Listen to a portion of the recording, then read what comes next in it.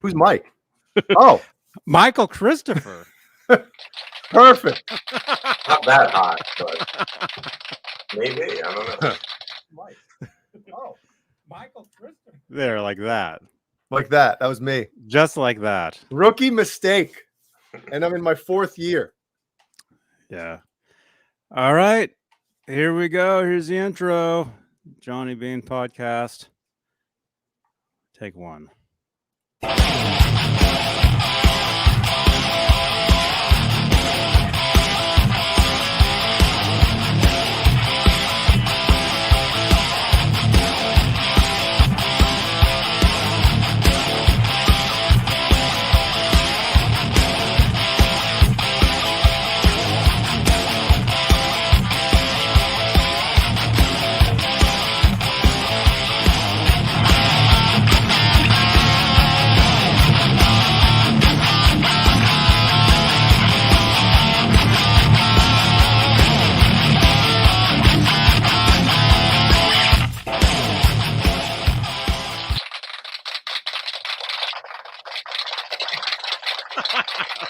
Love it. You got Michael. You got to get one of these, man. If you Yeah, want to I hang know. out with us, gotta. Yeah, grab where's your one. sound machine? You know, I've got one, but it's a Rocky one. It's the same thing, and it says something like, "Hey, yo, Adrian." I got to get one of those. Oh yeah, great. Oh, man. I might go to the store now and get it. I'll see. Yeah. Let's Wow. get them. So, hey, everybody, welcome. It's Johnny Beane. This is Johnny Beane TV. If this is your first time here, make sure you subscribe to the channel. We're live here on YouTube. We're live on Facebook. We're live everywhere. It's October 15th, 2021, 8:10 p.m. Eastern, 5:10 Pacific, out here in Santa Cruz, California. Jay Hannon is here. Hello, everybody. There he is. Welcome. Can't believe it's Friday already. I know. It's like yesterday didn't even happen. It was so quick. Did it happen? But hey, Michael Christopher is here, you guys.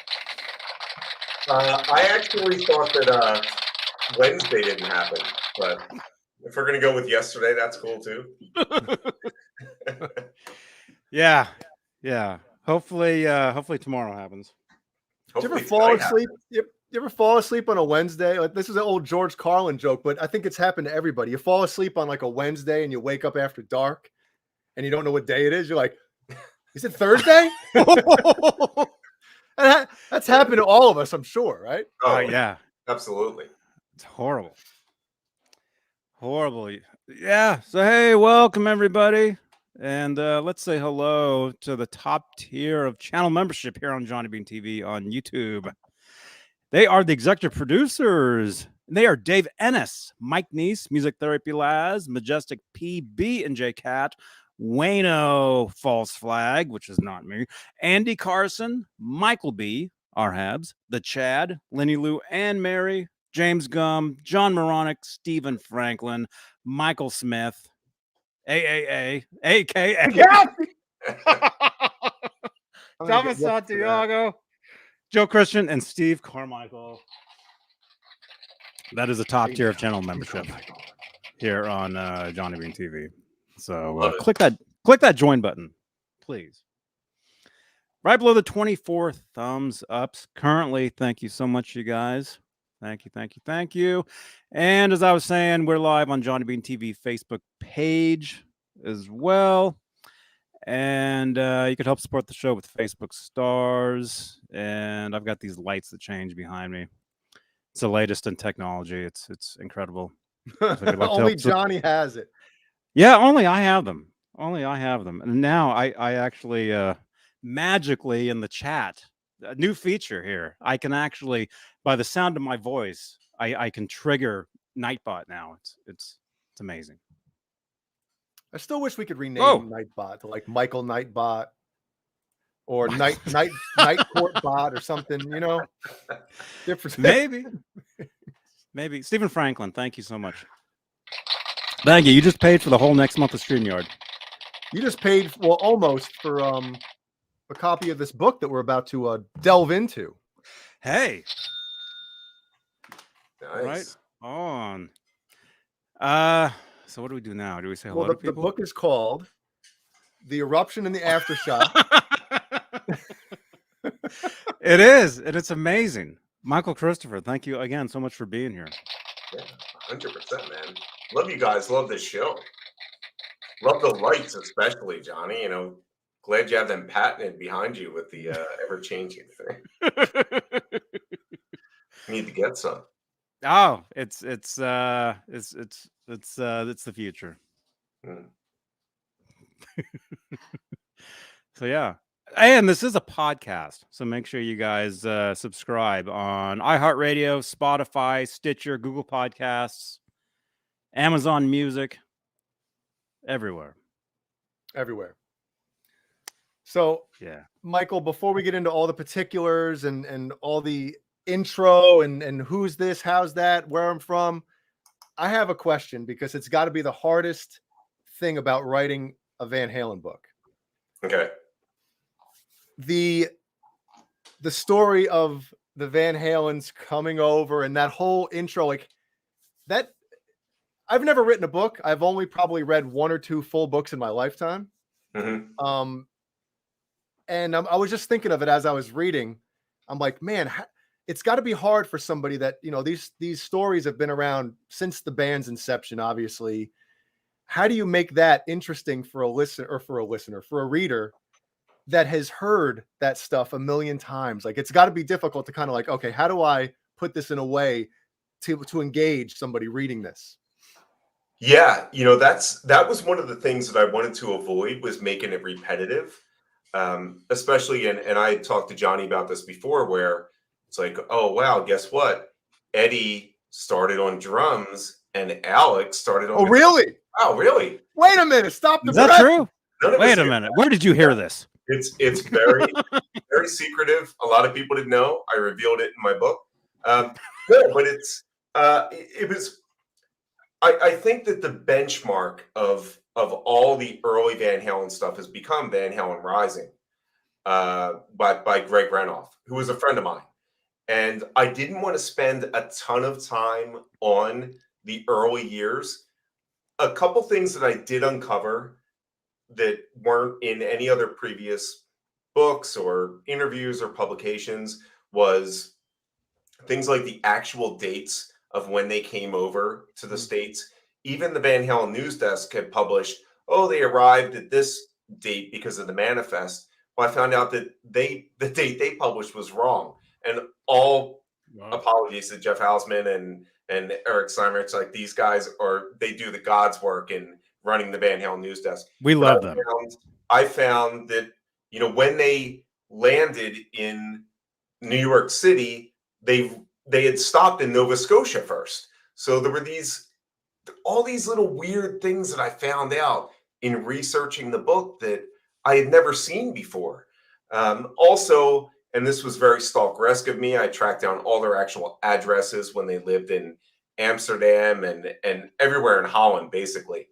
And finding out that Eugenia, her name was actually Eugenie, but she Americanized it, just like Jan went to Jan. And they changed Van Halen from one word to 2. And these are just, again, little things that make a difference when you're a huge Van Halen fan. And if you're not, it's not going to make a big difference. It's like, oh, here's this other thing. But if you're a Van Halen fan, you're like, yeah, I heard this story before I heard that. Look, I'm not going to tell you what make and model Eddie played on the drums, but I will tell you some things that you didn't hear from that little part in the beginning. That's a very challenging thing, though, Jay, was getting that beginning area. Where do you go? And that's why I wanted to. I had actually a book release party here last week, and I'm in Boston, and David Lee Roth lived here for a little while. And somebody said, oh, he lived in Burlington. I said, oh, no, he actually lived in Brookline at 15 Acton Street. And people are like, okay. I mean, I'm waiting for the police to show up outside after this. So, yeah. Sting? Oh, Johnny, where is it? Where's the? Right. That's my other favorite band. But yeah, so the long-winded answer, the short answer, the TLDR is I just tried to incorporate some things that people didn't know before. That yes, you're reading things that you already knew, but what didn't you know about that? Mhm. And it covers the first maybe two chapters of the book. That's got 25 chapters, an epilogue and a prologue. So I think that again, I cannot give enough credit to Greg Renoff for dissecting the first couple years of Van Halen from the beginning to the end. Yeah, because you do. I noticed that you did mention Greg and the book in there at least a handful of times from what I've read. Which I think is cool. And I talked to Greg for the book. I mean, he's been interviewed a multitude of times, but I have new interviews with him in there just to get his perspective on things. Yeah. And one more cool thing I got to note, I noticed while reading it was, usually it's just one chapter, next chapter. I love how it's like kind of broken up with like song titles and little things like that. I think it kind of, especially being a Van Halen fan, it kind of sets the tone instantly before you get to that next part. Like you already, okay, let the good times roll, or I'm trying to think of Wherever the good times I'm blanking now, but it kind of like gets you prepared for what is about to. Yeah. Van Halen's a very easy band to do that with because they have such great titles in all their songs. Yeah. But what I really wanted to do, and this was almost a nod to the really hardcore fans, was the early stuff that we were talking about. Those first chapters are called "Young and Wild," which was an early song they did. "Let's Get Rockin'." Get the Show on the Road. I mean, we don't start talking about Van Halen 1 until On Fire is there, which is on the actual release of Van Halen 1. And I think that people are going to notice that.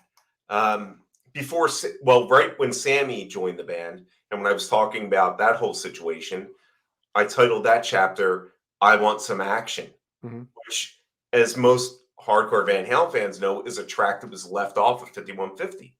But it's Sammy that's Sammy coming into the band saying, "I want some action." So they all did kind of play out. Even later on in the book, I was trying to find out, what am I going to call this chapter where I talk to all the fans and I make sure that they have a little bit of a voice. And fans hate Sammy, hate Dave, hate Gary. They hate everybody. So what do we call that? What could you possibly call that? I said, it's just humans being.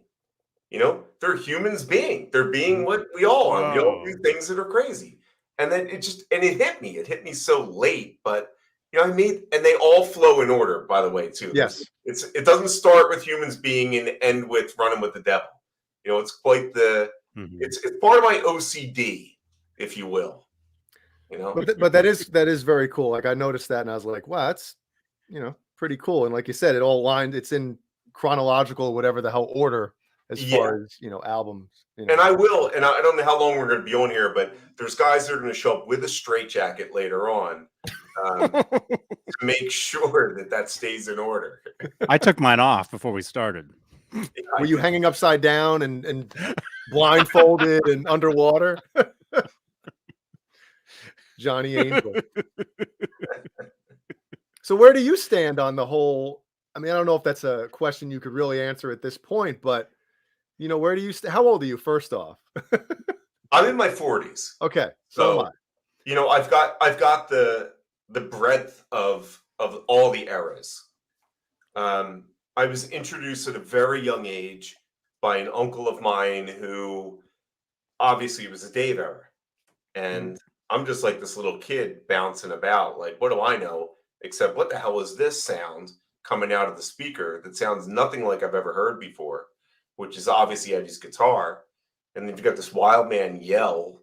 I think in the book I talk about how it was Everybody Wants Some, where this guy sounds like Tarzan that I've been watching on TV, and now it's come to life. I don't think I fall. All right, I fall on Dave's side. Fine. If I had to choose, I'd fall on the Dave side. But I like both eras. Mhm.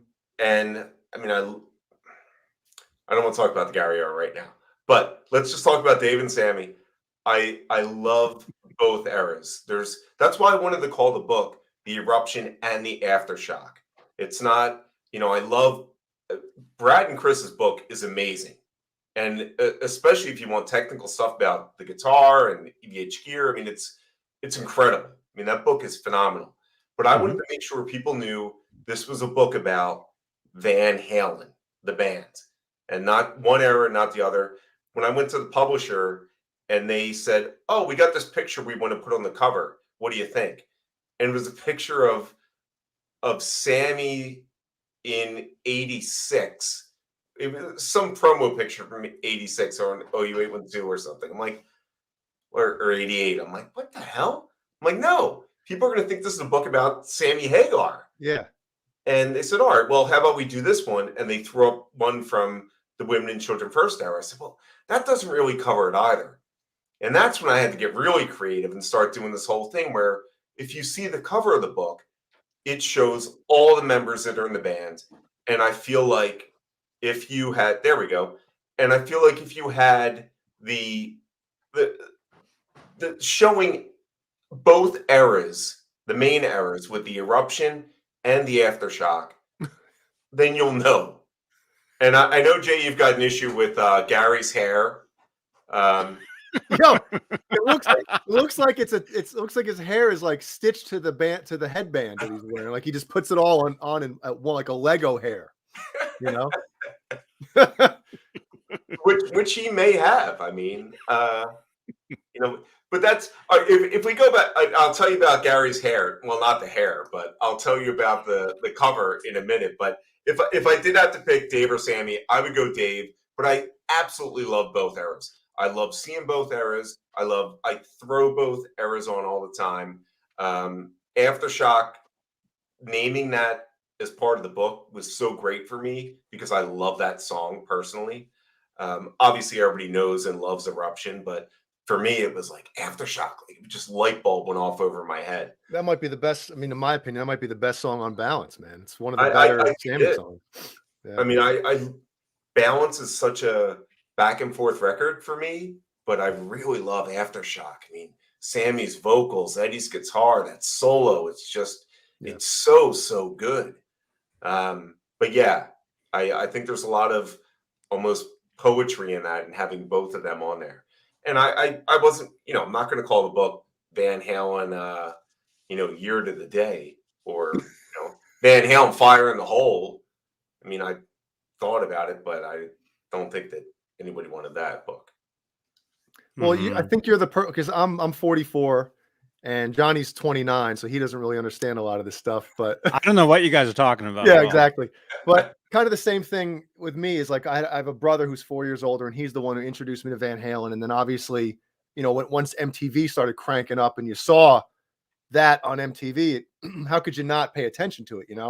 But that would make in '86 I was 9 when 5150 came out, or maybe So it's like I wasn't of that age yet of like, raw, Dave. I was a kid, and I had no idea about. It was just like, oh, Van Halen has the I Can't Drive 55 guy singing with him now. Okay, cool. So I love both eras, and I think we're the lucky ones that can actually say that.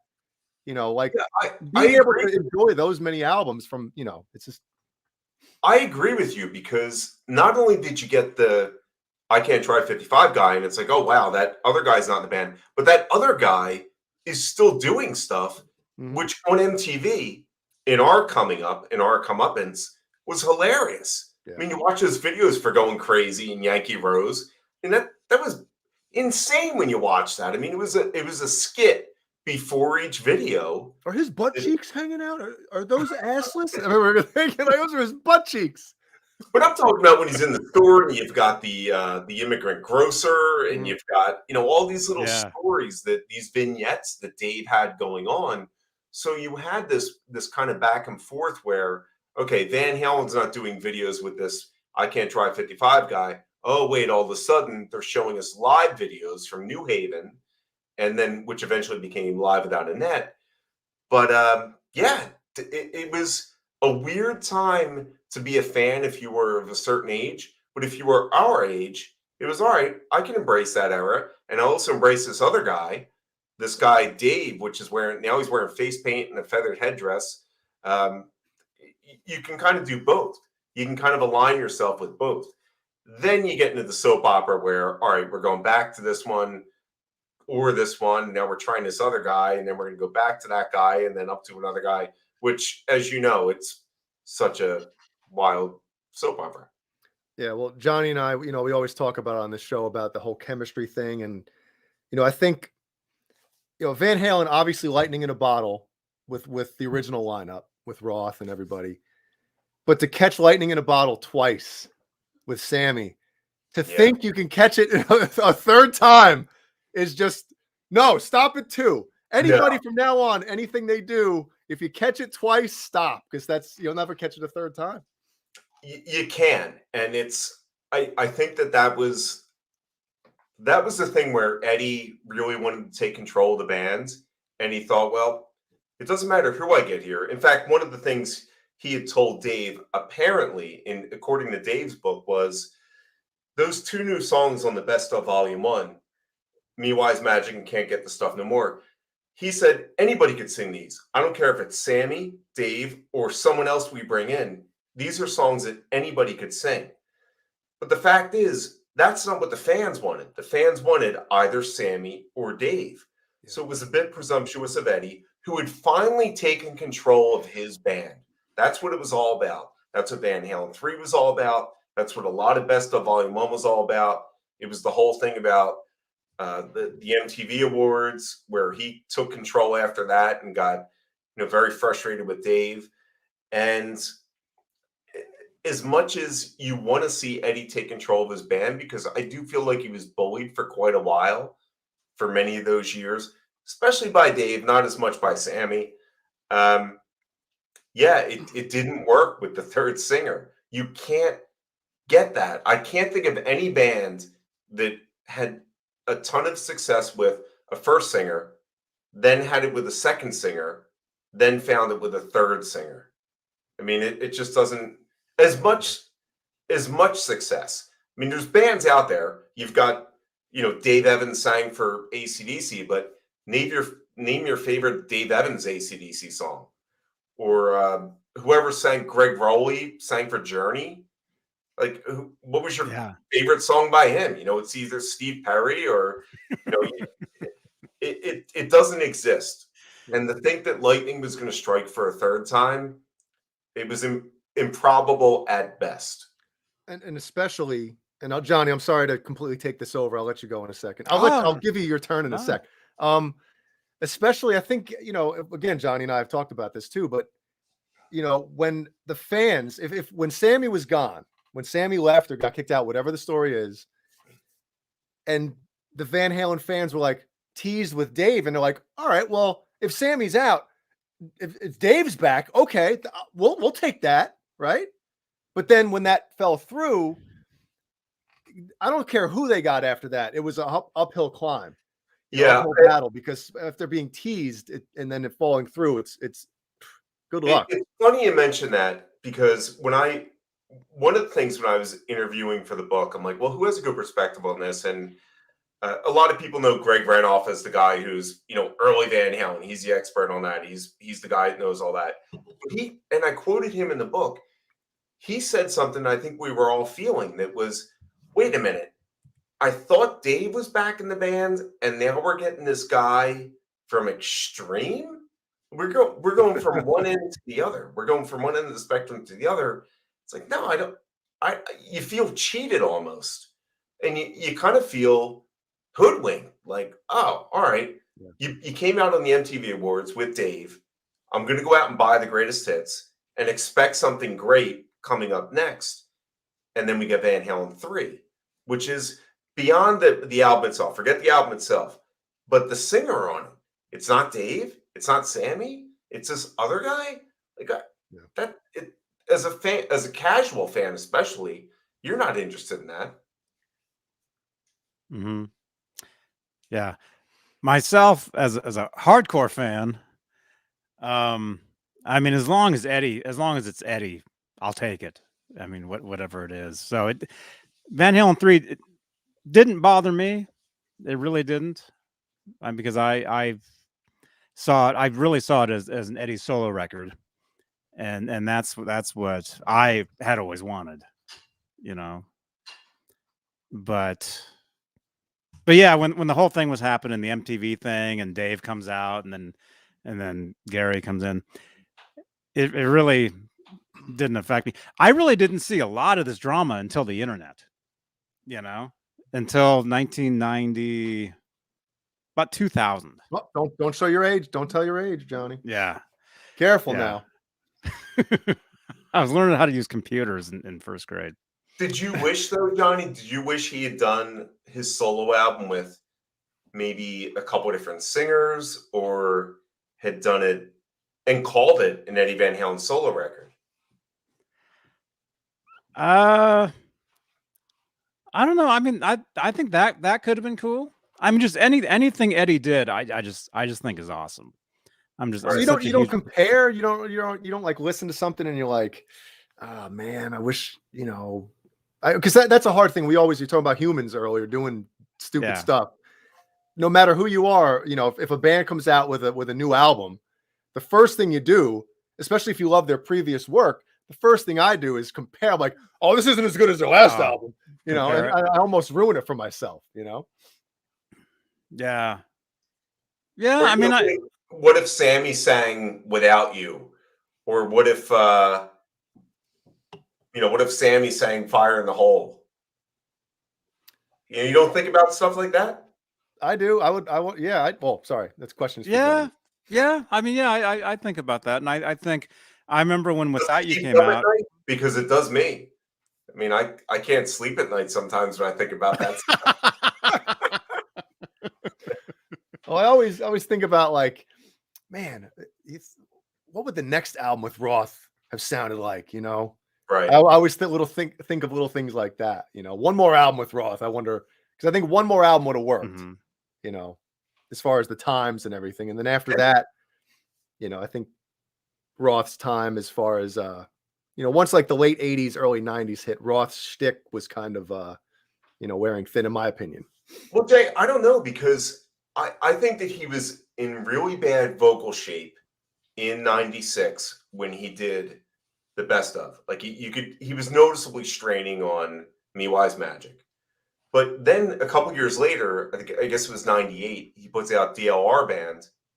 I thought he sounded phenomenal in DLR Band. And then 2 years later, he was it's not supposed, he was definitely working with the rest of Van Halen. And they had done all these songs together, which are either 3 of the greatest songs in the catalog, a full album that has never been released, or sketches.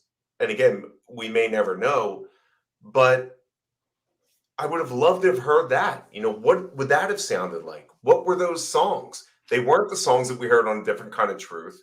What were those songs? Is that the one? Are those the songs that Michael Anthony mentions in an interview from? Yeah. But Yeah. Dave mentioned in an interview as well, he said it was actually before Eddie put out a press release that he had cancer the first time. And David put out a statement that said he was up at the Van Halen house, however he called it, or termed it, whatever Dave would do, whatever Daveism. And he said that we made music that was nuclear and the best stuff we've done since Van Halen 1. And it was less than a week later, Eddie says, I've got cancer. And that just shut all the enthusiasm down. Dave put out a statement that said, sorry to hear that. I hope you beat this champ, whatever. And that never came out. None of that music has ever come out. And it was with Michael Anthony. So I don't think it was pulled from the archives. And who knows if we'll ever see that. Well, I'd hope so. And Dave talked about it on his radio show in 2006. And he referenced Sammy's songs on Best of Both Worlds. And he said the reason they didn't use that music that Dave did with them was because Sammy couldn't sing them, which is kind of funny.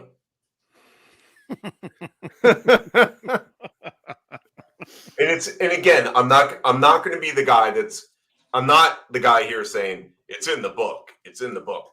But it's in the book. Where Dave says, he says, the latest failing of Van Halen with Sammy Hagar, and he's talking about 2004, and those 3 songs, the reason why they didn't do that was because Sammy couldn't sing those songs. I mean, he said that on his radio show, and enough people did not pick that up. Wow. Well, I'll tell you, I remember when those songs came out in the Sammy songs. Oh my God. I was pumped when I was like, oh, new music with Sammy, he's back. And Yeah. it was, and I love the Sammy Hagar era. Love it. But those songs were such a letdown. I was like, oh man, Again, and I swear to God, if you guys, whatever you can do, Johnny, with that little the speaker thing to like shut me up or do whatever if I say it's in the book. Oh, that's hello. Yeah. That's what you should do. But there you go. Yeah. No, if it's in the book, I mean, you're here to talk. I say in the book, and I just don't want to keep repeating. Help. No, wait, every time you say that, we'll just show this. No, I'll repeat myself.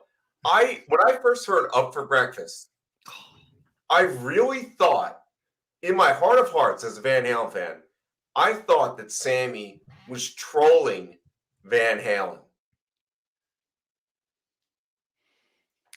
I read that. I heard that. You did read that. So yeah. I thought he was trolling Van Halen. I thought he said in his head, you know what? I'm going to write the worst lyrics I can write. Because Sammy's never been the best lyricist.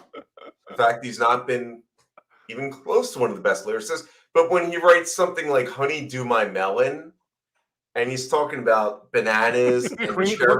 Put your cream in my coffee. Right. I'm thinking, how did this get past anybody? Then I see Eddie on that tour. I'm like, well, that's how it got past Eddie. Yeah. But how does this go past producers or Alex or Michael, however much, well, we know he wasn't involved on bass, but I honestly thought he was trolling the rest of the band as a big FU to what happened when he got kicked out or quit or whatever the hell it was. Oh, especially, the fact that On Balance was Eddie's kind of first time really criticizing and critiquing Sammy as he was recording his vocals, criticizing his lyrics. And then to come back 8 years or however many years later with that song that just is like the worst lyrics you could ever possibly think of for any kind of rock song, hard rock song. It's like, I think I read something recently where, and I could be completely wrong here, what social media platform it was on, but apparently Sammy talked about Up for Breakfast, and he said it was one of his favorite songs that he did in that era, and he was thinking about bringing it back with The Circle. And I'm like, he can't be that tone deaf. I mean, you got to be kidding me. I don't know, man. I love, let's see, Standing Hampton through VOA. I mean, I think those albums are great. I think they're really good records. But after Sammy left Van Halen, like he wasn't the hard rock, not that he was super hard rock before. I mean, VOA obviously have some bangers on it, and he wrote a song called Heavy Metal. Sure. But a lot of the stuff he kind of didn't do that. Oh, thanks, Johnny. So it's just, but I don't know. It's just the lyrics to that song, man. They're just, again, we could go on, but let's do a whole show on the lyrics of that song. Well, I think that one of the issues with Sammy is he has some great lyrics that they're like A-type lyrics. Like you look at something Mine All Mine, Right Now, Don't Tell Me What Love Can Do, which has such a better meaning because of the backing of Eddie playing guitar on that. But then you have stuff like his solo song "Dick in the Dirt." And one of my favorite Van Halen songs sonically is Black and Blue, but you listen to the lyrics in Black and Blue, it's like, oh my God, slip and slide, push it in. It sure got the rhythm. It's like, fuck, I really liked that song until Sammy started singing. I thought it was funny. Yeah, when you're, 14. Yeah. I was 14. Which was last week for Johnny, but yeah, he just turned 15, so yeah. There you go. Yeah. Yeah, I mean, I guess the difference, Dave, he had the charisma to go along with, if Sammy were to sing some of Dave's lyrics, they would sound goofy too. This is my opinion. But I don't think Dave had. Sorry, go ahead. No, I'm sorry, Jay, but I don't think Sammy could ever sing convincingly "Who's That Babe with the Fabulous Shadow." No, like it would come off as inauthentic, just as much as Dave could never sing "Slip and Slide, Push It In." Dave might be able to pull 28-year-old David Lee Roth would probably be able to pull that off pretty good. Actually, 67-year-old David Lee Roth would try to pull that off too. Yeah. Unfortunately. Yeah. Man. Yeah, I've always had this thing where Sammy could sing some of the Roth songs, certain ones, I guess the ones that we heard, but I could just never hear Roth sing any of the Hagar Van Halen songs. It just wouldn't be right. Just something just really. Do you think you could pull any of them off? I mean, any of them at all? You mean vocal wise? Yeah, vocal wise or subject wise. Well, I mean, he could sing them. He could sing them in his style, but it just wouldn't. It would just be wrong. What about the one that Sammy always suggested that they do on the Sam and Dave tour? Like if he came on and did Finish What You Started or something, like Dave sings the verse, Sammy sang the chorus. But Dave and Sammy said it numerous times. Like Dave never even acknowledged this. Like he never even gave it any what's the word he always used to use, but almost like it never existed. It's the Sammy era, the Van Hagar years. Yeah. Mm-hmm. So he doesn't want to give it any credit at all. Which, hey, I get it. You're, somebody gets a new girlfriend, helper, whatever all that was. Yeah, like your ex-girlfriend or something gets a new boyfriend, and then she gets back with you. The last thing you want to do is talk about that period when she was with him. So I understand that, Mm-hmm. See, when you put it like that, every guy's like,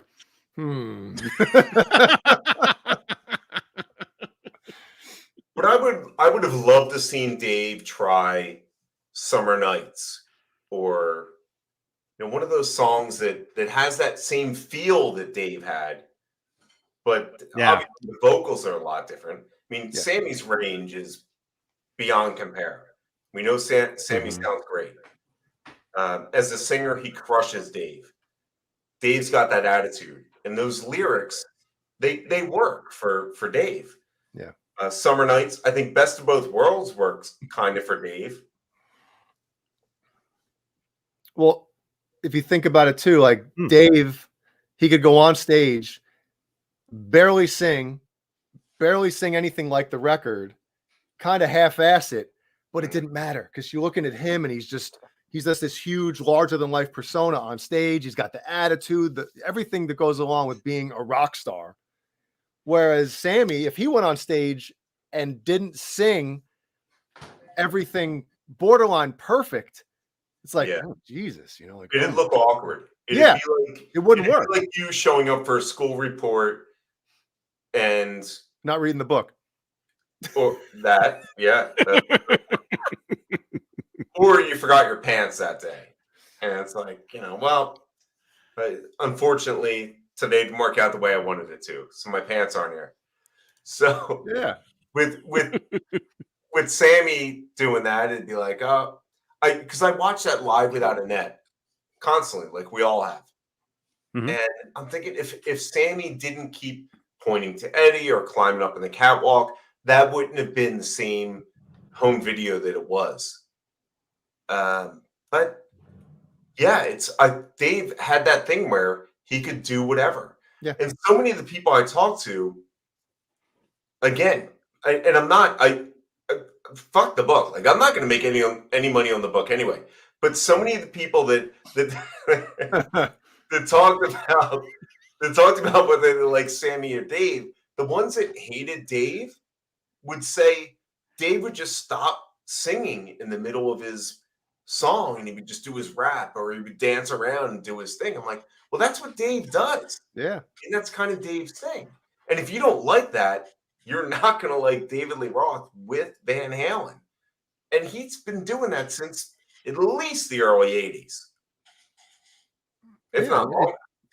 And the weird thing is it made it like when you just saw, like if you never watched them live or something and went to see them back then, or saw a bootleg or something and never saw them live, you know, the whole I forgot the effing words, man, all that stuff, right?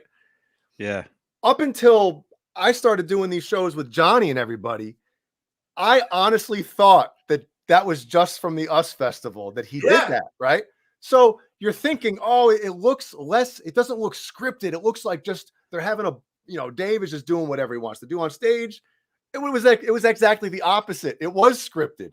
So that's the beauty. He was making something that was scripted look like it was just off the cuff, and we're just doing whatever we want up here. You know? I mean, in front of 350,000 fans at the US Festival, he says he forgot the fucking words, and people lost their shit. Yep. Nobody knew. Like, you find out in what, Circus Magazine 6 months later, Hit Parader 7 months later, he did the same thing in Chicago. I mean, the fact is, it drove people nuts there. Yep. And now when you see him, or in the past 10 years or whatever, he said, oh, live in front of your naked, steaming eyes. It's like, all right, Dave, you said that a couple times. Or look at all the people here tonight. It's like, well, I've heard that one before. But this was the days before the internet. And now you get this thing of Dave where he does this amazing thing. I forgot the words. Holy shit, did you guys see that? He forgot the words. Yeah. He forgot the words. But the band's still playing. This is incredible. This is the greatest band in history. Yep. Robert Plant never forgot the words. He always asked to remember laughter. That was it, you know? Yeah, and of course, you're thinking like, oh man, they must have been partying, dude. He forgot the word. They must have been so effed up, and he's up there. He doesn't even know the words. Yeah, and it makes you think, this is the greatest thing. I was talking to somebody the other day who said David Lee Roth was one of those frontmen that falls into that category of every guy wants to be him, every girl wants to be with him. Mm-hmm. And I can imagine being in that crowd at the US Festival where the guy's like, man, he can't remember the words. Fuck yeah, and Eddie's still going. And the girls being like, oh man, he can't remember the words. Poor Dave. Hopefully he makes it through it. It's like, what? And this is the shtick from Dave, which this is why he pulls the crowd in. This is why he's one of the greatest frontmen of all time. Yep. I agree with that. Mm-hmm. Yeah, if you listen to some of those, I used to, still collect all the bootlegs from all his early years. And when he says that stuff, no matter what show it is, the audience, it's deafening. Their applause to that stuff. Yeah, I forgot the fucking words. Ah, it's like he's so into us being in Louisville. He's so excited that he's here. He forgot the words. This is great. And the part where he's standing at the front of the stage like, hey, don't be squirting water at me. I'm gonna F your girlfriend, pal. Yeah. And his crowd. And it turned, I didn't realize he did that before too. I didn't realize that. Every show. Yeah. It got a little old when he was, a little old. I mean, when he was doing it in his 50s, it got tough. I mean, there was a couple times where he's stimulating, jacking off into the crowd with a bottle of Jack Daniels, and it's like, you might want to stop doing that when you're in your 50s. It looks creepy when you It get looks really creepy. Yep. Yeah. But hey, look, he kept the mythos up as long as he could, and I think it's an amazing thing he's calling it a day. But I'm sure we'll get to that at some point. Yeah. Jay, really Yeah. quickly, do you want to say hello to some people in the chat? I have to restart my computer. Oh, it's you. It's on your end, huh? Is it? I don't know. I'm noticing some errors that I'm getting. I have you guys here, so if I have to jump back in, I mean, technically I don't have to leave. You'll just see me at a different angle, but I have to restart my computer real quickly. Oh, the POV angle, is that one you're talking about? Here, all right, I'll do a quick roll call. There we go. See, I'm still here. Oh, We got two Johnnies. All right, I'll have no audio though, so I'll be right back. All right. Everybody, wait, is that Johnny? I'm talking to you. You already left. Can I do do you have a link to the book? That I can put in here real quick? It's in the thing. Do you have a specified place that you want people to purchase this If from? you go to the VanHalenStore.com, I know that Jeff's carrying it there. You go to Amazon. Which one would you prefer? Van Halen store? Of course, yeah. Always the Van Halen store. I don't know if they've gotten their shipment in, but if they don't, then we should definitely do Amazon. Okay, I'm gonna okay, there's that one. Books. All right. There it is. Okay. Out of stock. See? That's why you got to pre-order stuff, everybody. Send me to Amazon then. I'll put this link in there anyway, because you can still sign up to get notified from Van Halen store. So there's that. And then, the link is right there in the description. Well, yeah, but why not? I'll do it on the on Amazon too. Why not? Let's put it in the chat. Everybody go order this right now. And then we'll get back to talking. That's on Amazon? Huh? No, it isn't. Yeah, of course it's on Amazon. Yeah, it's on Amazon. I got it pulled up on my phone already. There it is. But I've got the link in the description for Amazon. Oh, all right. Should I just copy and paste it then? So I'm just looking at the chat. Grant, yes, the audiobook version is getting released next Friday, and Jay is narrating it. No, Jay is not narrating it. I am narrating it. So that'll be released then. Well, what kind of thought goes into that? Like, did you toy around with the idea of getting somebody else to narrate, or did you like, you know what, I want to do this? I will tell you about, and I have not talked about the audiobook at all with anybody except my friends, which hopefully I consider you guys at some point. So when the copy editor was doing the final edits on the book, he said he was going back and forth with me, and this is over the summer. He said, I really need you to get this back because they need to get the final copy for the audiobook. I was like, audiobook? What? I didn't know there was an audiobook. So I get in touch with the publisher. I said, I heard there's an audiobook. He said, yeah, there's going to be an audiobook. I go, oh, that's great. Who's doing it? I said, wait, some guy, like one of the two Johnnies is going to be doing it. He just doesn't know it yet, Johnny. Johnny, you got 2 weeks to do it, dude. So do it. So they said, oh, we don't know. We hire an outside company. I'm like, well, how about I do it? And I've never interacted with them other than through email. My agent deals with them. So they've never heard my voice. They don't know what I sound like, look like, whatever. Probably just think I'm some idiot, which is not too far from the truth.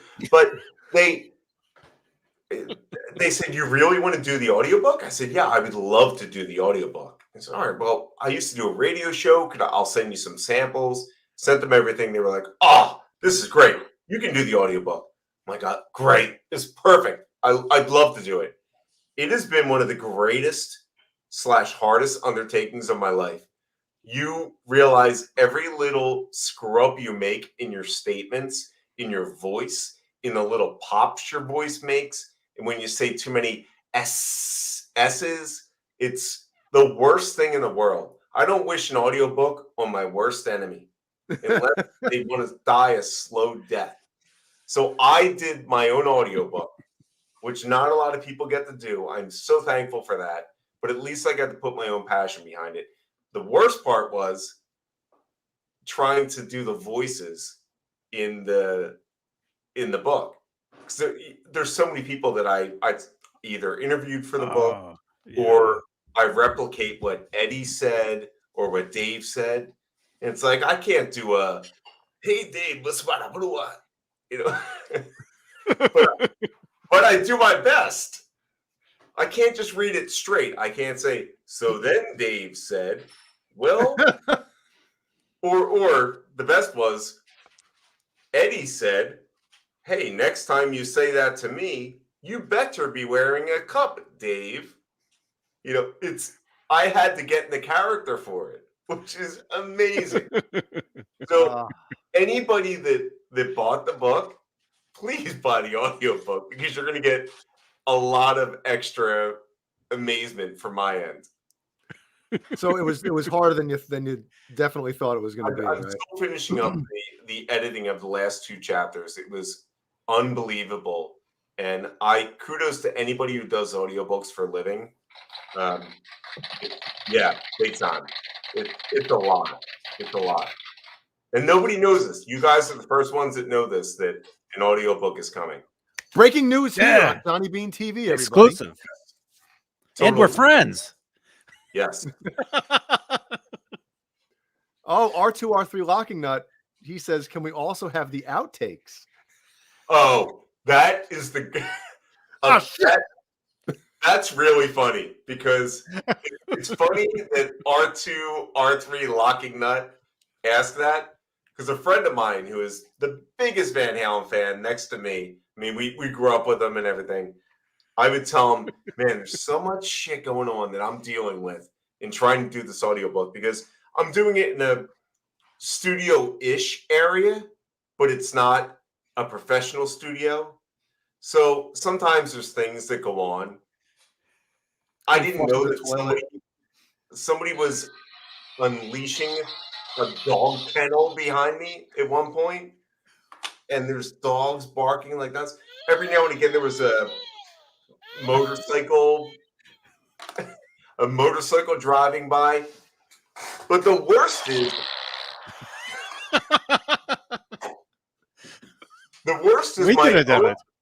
my own things when my own failings.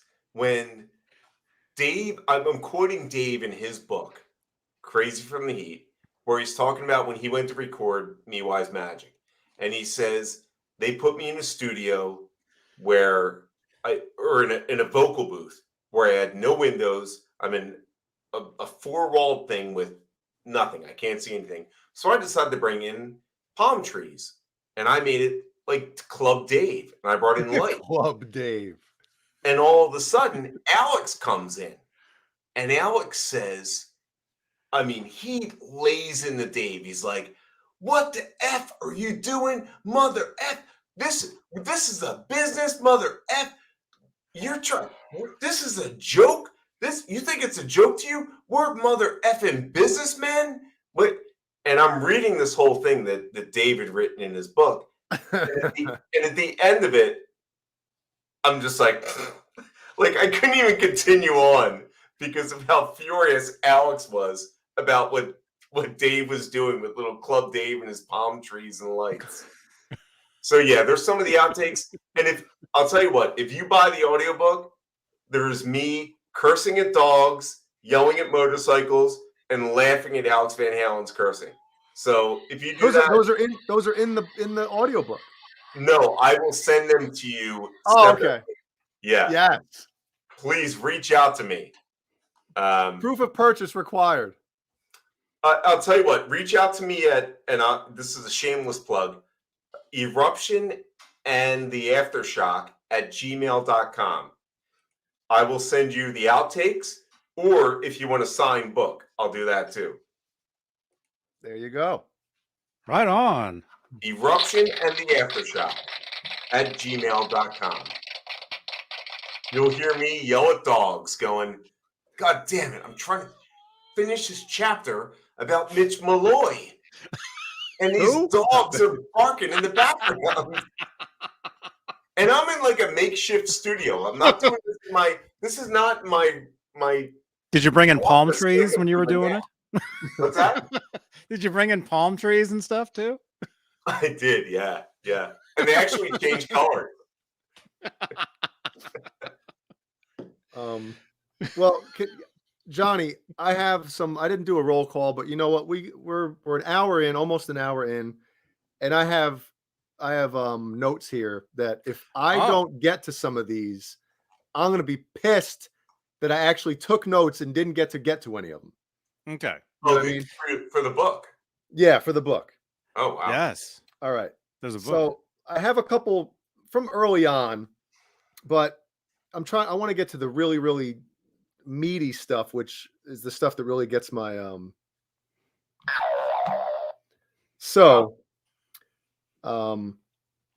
I didn't realize that. Now this is cool too, you know. While reading this / listening to it, because I had, you know, Johnny said that he had his Adobe reading it to him, and I'm on a Mac, so I had to highlight chapters and then hit talk to text or something. So like a robot reading it to me. Yeah, mine was a robot too. Robot master switch. Yeah. Are you in here? Well, anyway, I didn't realize, and this might be normal information for the Van Halen nuts, but so Van Halen 1 had to be pushed. No, I was gonna say if Eddie played drums and Alex played guitar. What? I know.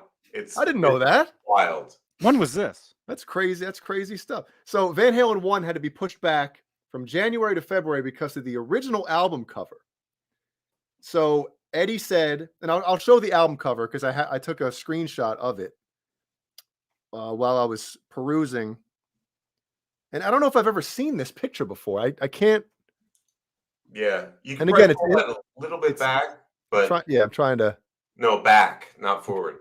I know. Sometimes if you go back, that's what she said. Oh. Well, it's picking up the damn screen above me. But anyway. Yeah, it's Oh, hey, Alex. It's picking up. Hold on a second. I'm gonna get this to work. I gotta close this window up here. You cover your face. Cover your face and my nose. Yeah. That's a little better. There it is. Yeah, there you go. So obviously, and you say this in the book, how it looks like Alex is the singer. Eddie looks cool as hell, I gotta say. Yeah, totally cool. Yeah, Dave's eyes are closed. And then you got the yellow poop pants. The yellow pants. So, hold on a second. So it says that Eddie said it was Warner Brothers' attempt to capitalize on the punk rock movement and made them look like the Clash. So I've never seen that, and obviously it has Van Halen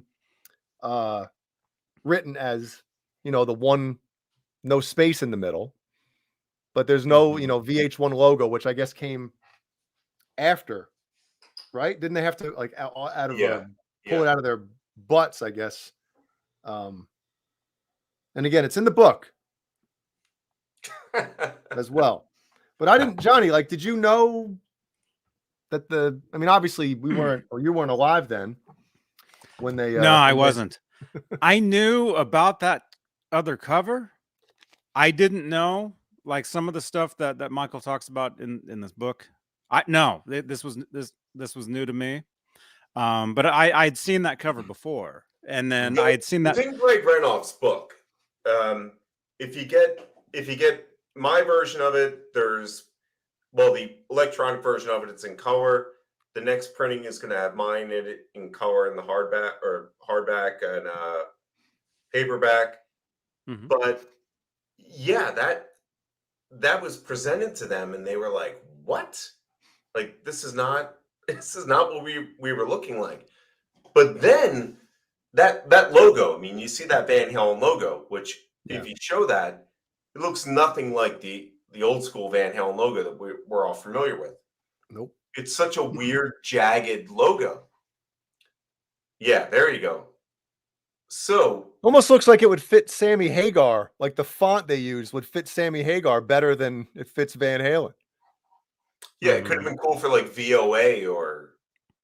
Dave's like, man, why aren't I in the front? Man. And that was taken at Dave's dad's house. So, which is weird. That was it's recorded on, or it's taken on Dave's dad's grounds, and Dave's eyes are closed. But the weird thing about that logo is there was a point where, and I talk about this again in somebody's book by mine, that they had to postpone the release of it because the whole band was like, what the hell is this? Why do we look like that? Why is our logo like that? Why are Michael's pants yellow? And what is going on here? So they decided to delay it until February. But in the meantime, Eddie hangs out with the guys from Angel. Did you read my notes? No, I didn't. I did not. This part I knew. This part Okay. I had heard years ago. But yeah, this And is I a think good some people might know this. I mean, I'll keep going if I. Oh yeah.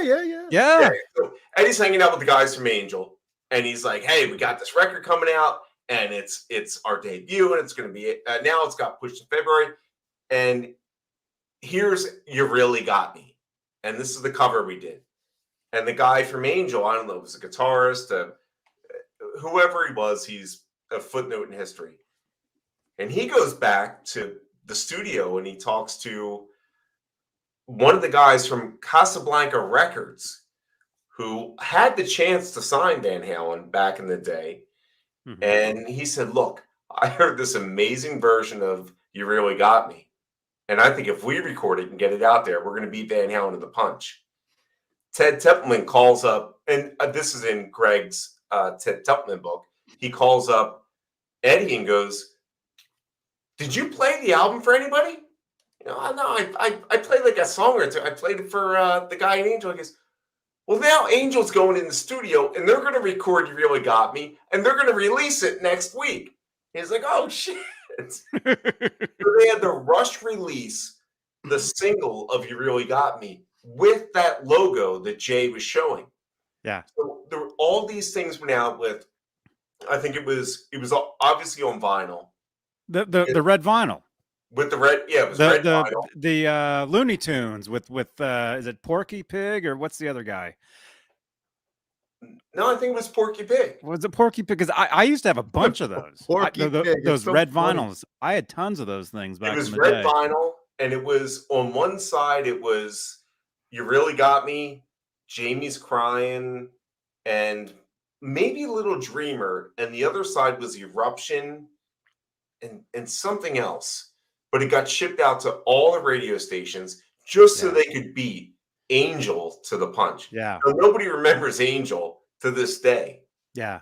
And it didn't have that picture on it, but it had that logo on it. Right. That was the Van Halen logo. It had that Van Halen logo.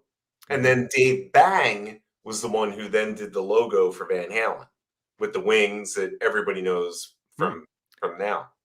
Well, I've heard that story before, and Mike Neese mentions it as well. Angel in 1980 came out with a live album called Live Without a Net. Yeah. Wait a minute. So how great is that?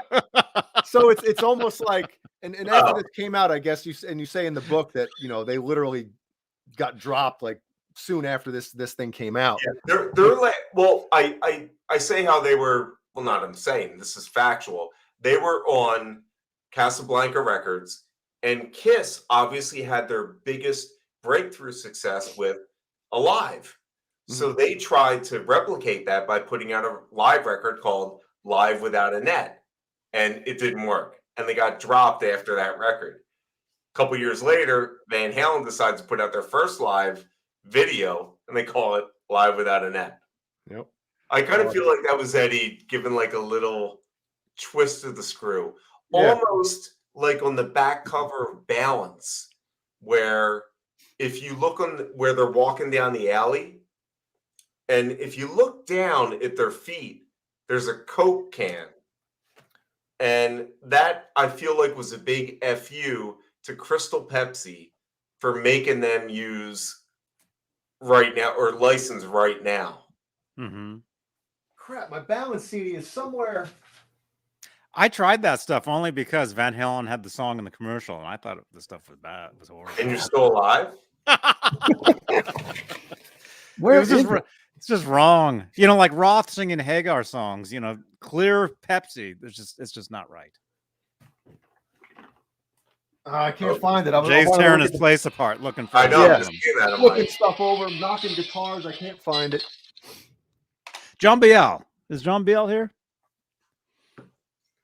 That's pretty funny how because I had no idea. I knew the Angel story, not at the detail that you mentioned in the book, but then the live on the net thing, I thought that was probably Eddie going, you know what, those guys try to beat us to the punch. You know what? yeah, we're gonna call this live without a net. All right. Yeah. And we're not gonna get dropped. To me, that was hilarious. And yeah, it was funny. The Coke can. I'm a writer, obviously, for Ultimate Classic Rock, and they had done something with the Van Halen records, and I think they talked about something with balance. And I said to my editor after the article published, "Why didn't you mention anything about the Coke can in the corner?" He said, "Oh, I have the vinyl copy of it. That's not on there." I was like, "Oh, you got to look on the CD copy because the CD is obviously wider than the vinyl copy, and then you will see the little Coke can on the curb." I see it. It's just sitting right John there. is pulling it up. It's so subtle. It's just sitting there. Yeah, here I'll show you a picture here. And Wayno, thank you, man. We'll I just took a little screenshot there, but yeah, there it is sitting right there. Yeah. Wow. Look at that. And it's very obviously the logo. I mean, it's placed It's there pointed perfectly. Right at, yeah. And in the book, you mentioned Michael, and again, we don't want to give too much away, but I had to like pick and choose what I wanted to bring up on here, but yeah, because Van Halen did get flack. Even to this day, I think people still think like, oh, they kind of sold out when they let Pepsi use Right Now. But Eddie said that, listen, they came to us and they said, if you don't let us use it, obviously they were going to pay them to use their song. But if you don't let us use it, we'll just have a band come in and do a cover of it, and then you don't get anything, So yeah. And Eddie said, look, I'm not proud.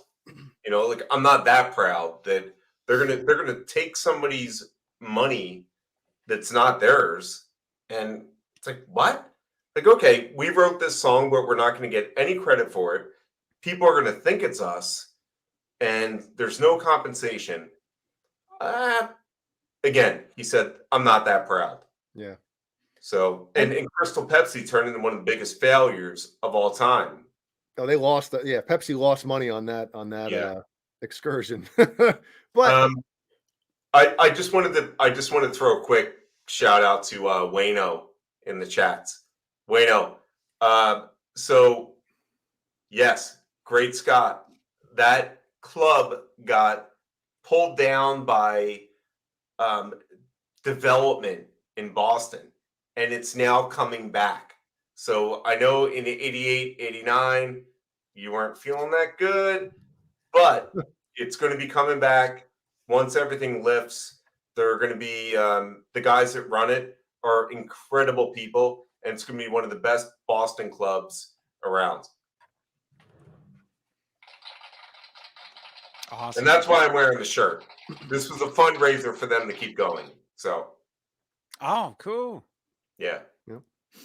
And back to Right Now, because considering sometimes when you hear popular famous songs in ads or on commercials or whatever, it's years after, and the songs are classics. But if when was Crystal Pepsi? Like the year after, or the same year the song came? Like I feel like all right. So Fuck came out in 91, and that was what, January or June. June. Yeah. All right. So June 91. June 17 or something. The commercial came out in the Super Bowl of '92. So January of '92. But you got to figure when the Right Now video came out, because Right Now wasn't the Yeah. first single. I mean, you had all these other singles that came out. I mean, you had Top of the World, you had Pound Cake, obviously. So Yeah. I feel like Pepsi was so jumping on that bandwagon, and then it completely blows up in their face. But It was still, go ahead. it was around the time because the music video won Video of the Year, MTV, and it was right around the time of that because I lived in this one place and I was only there for like a year, and I remember watching that commercial on that living room and seeing that the video won. So it all happened within the same time period. Right. Well, and like Jay Thank was you, saying, Taylor. this doesn't really happen where it happens the same year. It's usually the year after, or 5 years down the line. Somebody says, "Oh, we're going to use Addicted to Love," or "We're going to do this," 10 years later or 30 years later. Yeah, like with the Stones with "Start Me Up" for Windows XP or whatever, whatever the hell piece of crap it was. or Cadillac with "Rock and Roll" by Zeppelin. That's 40 years after it happened. Or Circuit City with the Journey song. What's Circuit City? Yeah, remember that? Yeah, that, right? That was, 20 years later after the song, 20 or whatever. It's not usually the same year, unless you're Bono, which I think they use what's that song? Oh, for Apple? Yeah. Not Vertigo. Yeah, it was Vertigo, wasn't it? Vertigo? Yeah, I think so. Yeah. We also got that album for free too. That came installed in every single iPod. Oh, no, and you couldn't delete it. It was another one. Next album. Yeah, they had to put out a thing that said, "All right, this is how you delete it." It was like hipsters were pissed off, like, "Hey man, this ain't the new Dinosaur Jr. record." But I think that if Van Halen didn't agree to let Pepsi use their version, the original, and they had it covered, I think it could have, I don't want to say ruined the song, but to have a song that's still new and modern, all of a sudden to have a cover of it put out on a global scale for a new product from Pepsi, I think it could have tainted the song for a lot of people. Because that's when you get the hardcore fans saying, "Oh no, they sold out." Right. Which they're going to say anytime anything is used. Which I think it depends on what it's used for. Because When You Really Got Me was used in '96 for, what was that, Nissan? Nobody really cried foul then. No. I didn't hear anybody saying anything, and that could have been because Dave might have been back. At that point, people were thinking, all's right with the world. David Lee Roth is back. Yeah. And all of a sudden, Nissan's using a Dave song. Oh, it's fine. But when Crystal Pepsi's using a Sammy song, blasphemy. Can't believe this. Sellouts. Well, they're talking about Pepsi. And it sucked anyway. Crystal Pepsi was the worst. I think it's taken 3 years off my life. Yeah.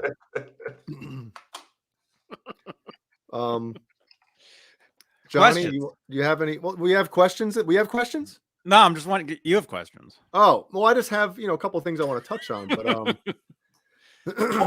want to know what year that Right Now won the MTV Video Music Award. I think it might have been 92 or 93 that it got the best video.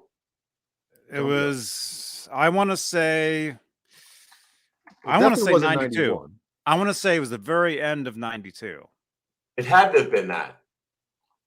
Yeah, because because it came out 91. The awards were in September, right? Of those years. Right.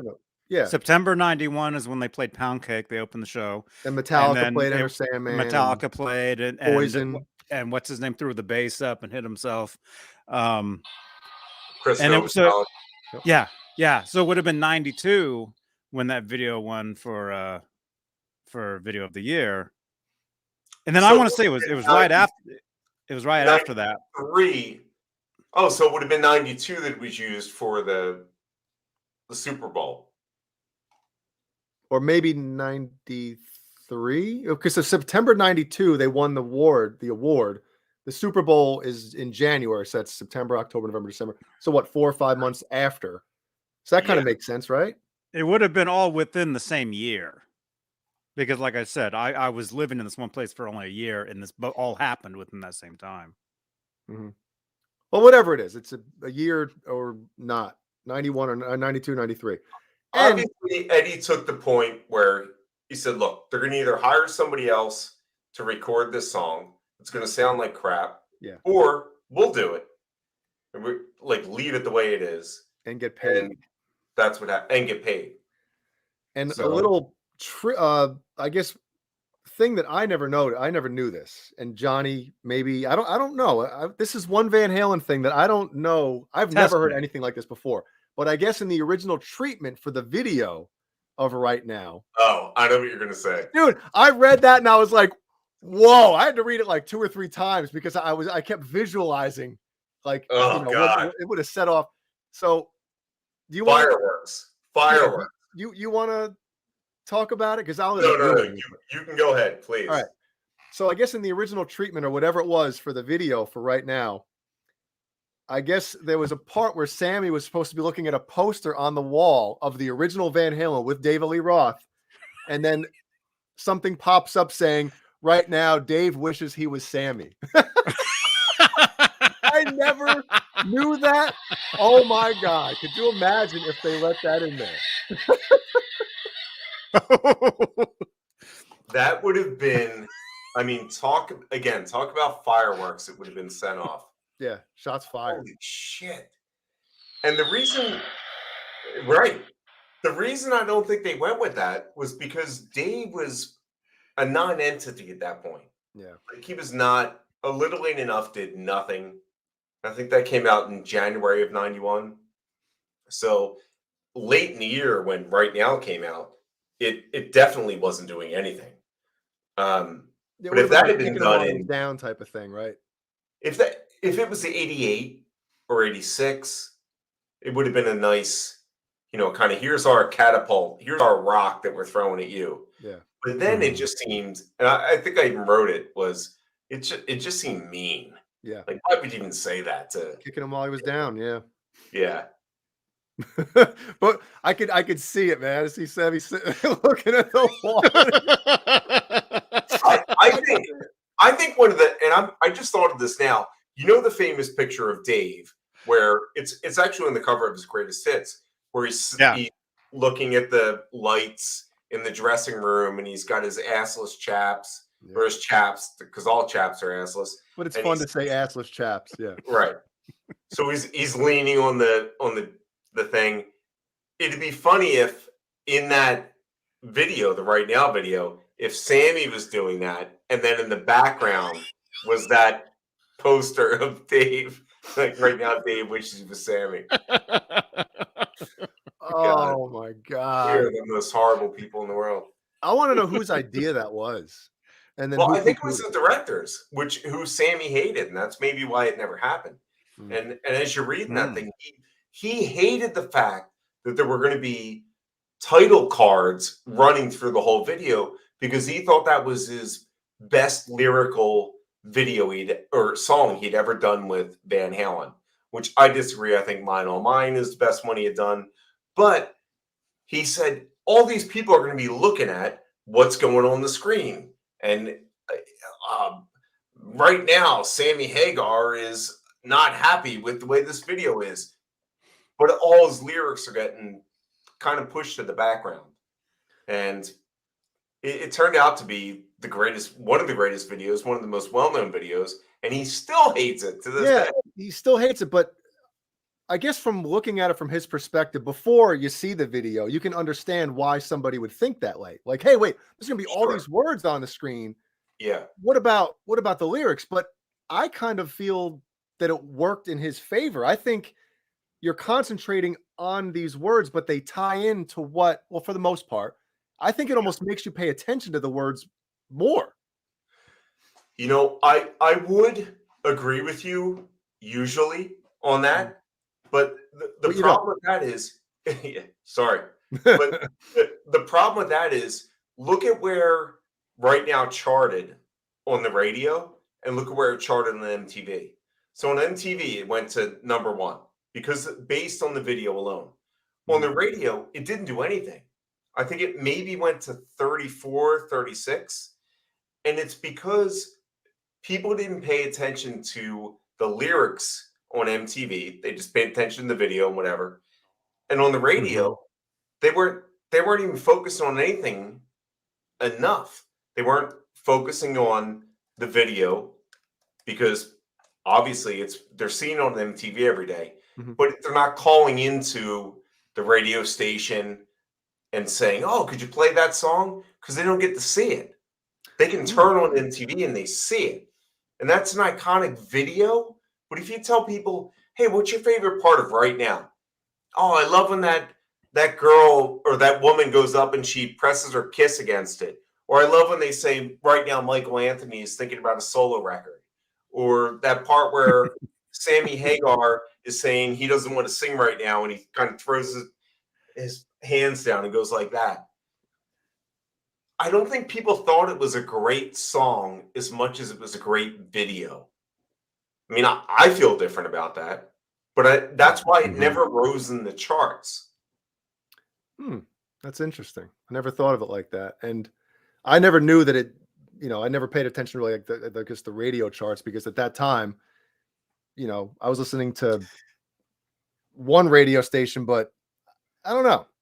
I mean, I Can't Stop Loving You went way higher than Right Now, which is obscene if you think about that. Right. Yeah. I feel the same way. Balance is the first Van Halen record where I don't like any of the ballads. Are you waiting for a response from me? Because if you, I mean, I like Not Enough. Ish. I love it all. I love all. Technically, it's a well-written song, but to me, it's, I always loved ballads from bands where it didn't sound like they were trying to write a ballad. It just sounded like they were trying to write a great song. Yeah. And to me, this is my opinion, obviously, I'm not, I know I'm on Johnny's show, but my opinions are my own. I just felt like Balance, and maybe it has to do with Sammy's vocals on it, but I just feel like some of those songs, some of the ballads are like, oh my God, they were trying to write a ballad, or Yeah. a slow song or a radio hit, so. Yeah, I mean, especially around that time when grunge was still really really big, and the Green Day and all that was really, yeah. But they succeeded. I mean, they succeeded with Don't Tell Me What Love Can Do. I mean, that was a really heavy, grinding number. I mean, if Van Halen put out Pound Cake instead of Don't Tell Me What Love Can Do, they would have been laughed out of the music industry. Like, no way do you put that song out there then. But they put out Don't Tell Me What Love Can Do, and they have The Seventh Seal. Those are great songs that fit into that music culture at the time. I mean, obviously, they're not grunge. They're not trying to pretend to be anything they don't want it. They aren't. But they sound different, and they sound relevant, and they sound good. I mean, those songs, I remember when I first heard them, they sounded good. I mean, hearing Don't Tell Me What Love Can Do and Eddie's guitar, like that. Oh, the production on that album is yeah, so good. Mm-hmm. I'm like, I love this stuff. I mean, I pick up the rest of the record. There's hit and miss, but it certainly wasn't as embarrassing as For Unlawful Carnal Knowledge would have been if that came out. I mean, you're not 4 putting out years. Yeah, for the year. For the year. What I'm saying is that from 91 to 2005, Jesus, from 91 to 95 in the music industry was a complete, flip flop of like, It was a colossal shift yeah, big time. of Mhm. music. And a lot of bands didn't survive. And I'm not even talking about the hair bands. Like that was before that. But there were so many bands in the middle of that did not survive. Yep. And the fact that Van Halen did, I don't even really think they tried to. I think they just did. I think that was just their evolution. Because when I hear Pound Cake and then I hear Don't Tell Me What Love Can Do, that's, to me, it's an evolution. They were going to do that anyway.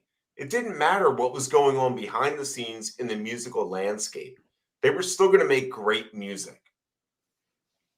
Well, they were one of those bands that was, no matter what was happening in the 80s, there was something about them with Dave and with Sammy that had them, when you're looking at just a million different people or bands in one, picture, they always stuck out, in a good way. Like they always had something about them that separated themselves from the crowd. Mm-hmm. Oh yeah, I mean that's why they were Van Halen. So it was Van Halen. Because they're Van Halen, you can't compare them to anybody. And it just, like you just said, I mean, it sucks. It's just now like sinking in. You said they were a band, or like whatever, the way you just put it, and I just realized, oh yeah, it's over. It's not, I hate to say that, and that's, I mean, I've said this before that, a lot of people have asked, why write this book? Why write it in the first place? Are you trying to, cash grab on Eddie's death and whatever? And obviously the publishers would love for it to come out around the same time as the anniversary, but just knowing that this is the end of the band sucks. It sucks to think about that. I mean, I really wanted to tell the story about Van Halen now that it has an end point, because no matter what happens, I mean, if tomorrow Wolfgang launched a tribute tour, which he will never ever do, obviously, that's still the end of Van Halen. Eddie Van Halen dying was the end of Van Halen. We're never going to see another concert. We're never going to look forward to another record. We're never going to say, hey, I can't wait for the follow-up to A Different Kind of Truth, because there isn't one. Yep. And it sucks. It's one of the worst things to think about for me as not just a music fan, but just a Van Halen fan, Well, I've never really been one to get really broken up over like celebrities passing away or athletes, whatever. And when I'm a huge Chicago Bears fan, I grew up in Chicago, so I was there when they won the Super Bowl with Peyton and all those guys. So when Walter Payton died in '98, that one got me. Yeah. And then when Eddie Van Halen, when that news came out, that got me. And I was like, man, because you think about, my childhood, like my older brother showing me Van Halen, and then, the whole MTV stuff that we talked about earlier. And then all through my entire life, from literally as long as I can remember listening to music, I remember Van Halen. And, he was obviously one of the major influences in me wanting to play guitar. And then watching the Live at the Net, which we talk about all the time on this channel, picking up all those little tricks that he did that you never had any. Oh, that's how he did that. You run upstairs, you grab your guitar, and you're hitting slow motion on the VCR, which usually you use for other types of videos. So it's just, it was a part of all of our lives. I don't know what you're referring to.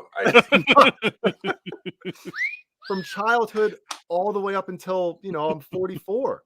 And it's just, it's, and of course, life is life, but it definitely hit me in a different way than I expected it to. I knew I was obviously going to be sad, but it's definitely, one of those things where like, wow, a huge part of my life and my influence in music and just, why I do a lot of stuff that I do, it's like, damn, man.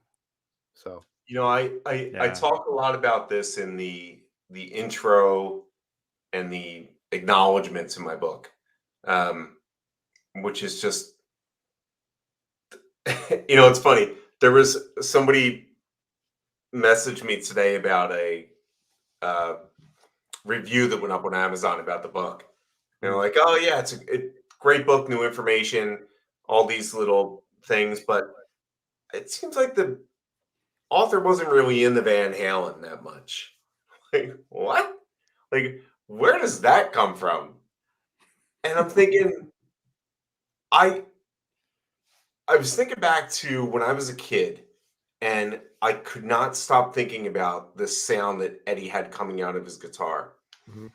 And then just last week, my friend had posted a picture about Live Without a Net and talking about him and his cousin, who were two of my best friends growing up, where they made cardboard guitars of the Frankenstrat so they could play along to every part of Live Without a Net. And they were like, we learned every little thing, and we would pause to make sure we knew what Eddie did on that little spot. And I'm like, man, that is amazing. Like that's where real passion for a band comes from. Yeah. And you see somebody like that passes. And I'll never forget when Eddie died, and my phone was blowing up, and it was like the first message I got just said Eddie. And I was like, oh, this is not good. And it's bad, man. It sucks. I mean, we've all had our obsession with Van Halen. We've had our times with Van Halen, and just to see something like that it strips you away for a minute, but then now that we've had a year since, it makes you happy for all the time that we did have. You know? Oh yeah, yeah. Mhm. Which was a long time if you really think about it. Whatever time. I mean, I loved the Van Halen 3 tour. I went and saw that 3 times. Wow. Not on purpose. I didn't go, well, 3.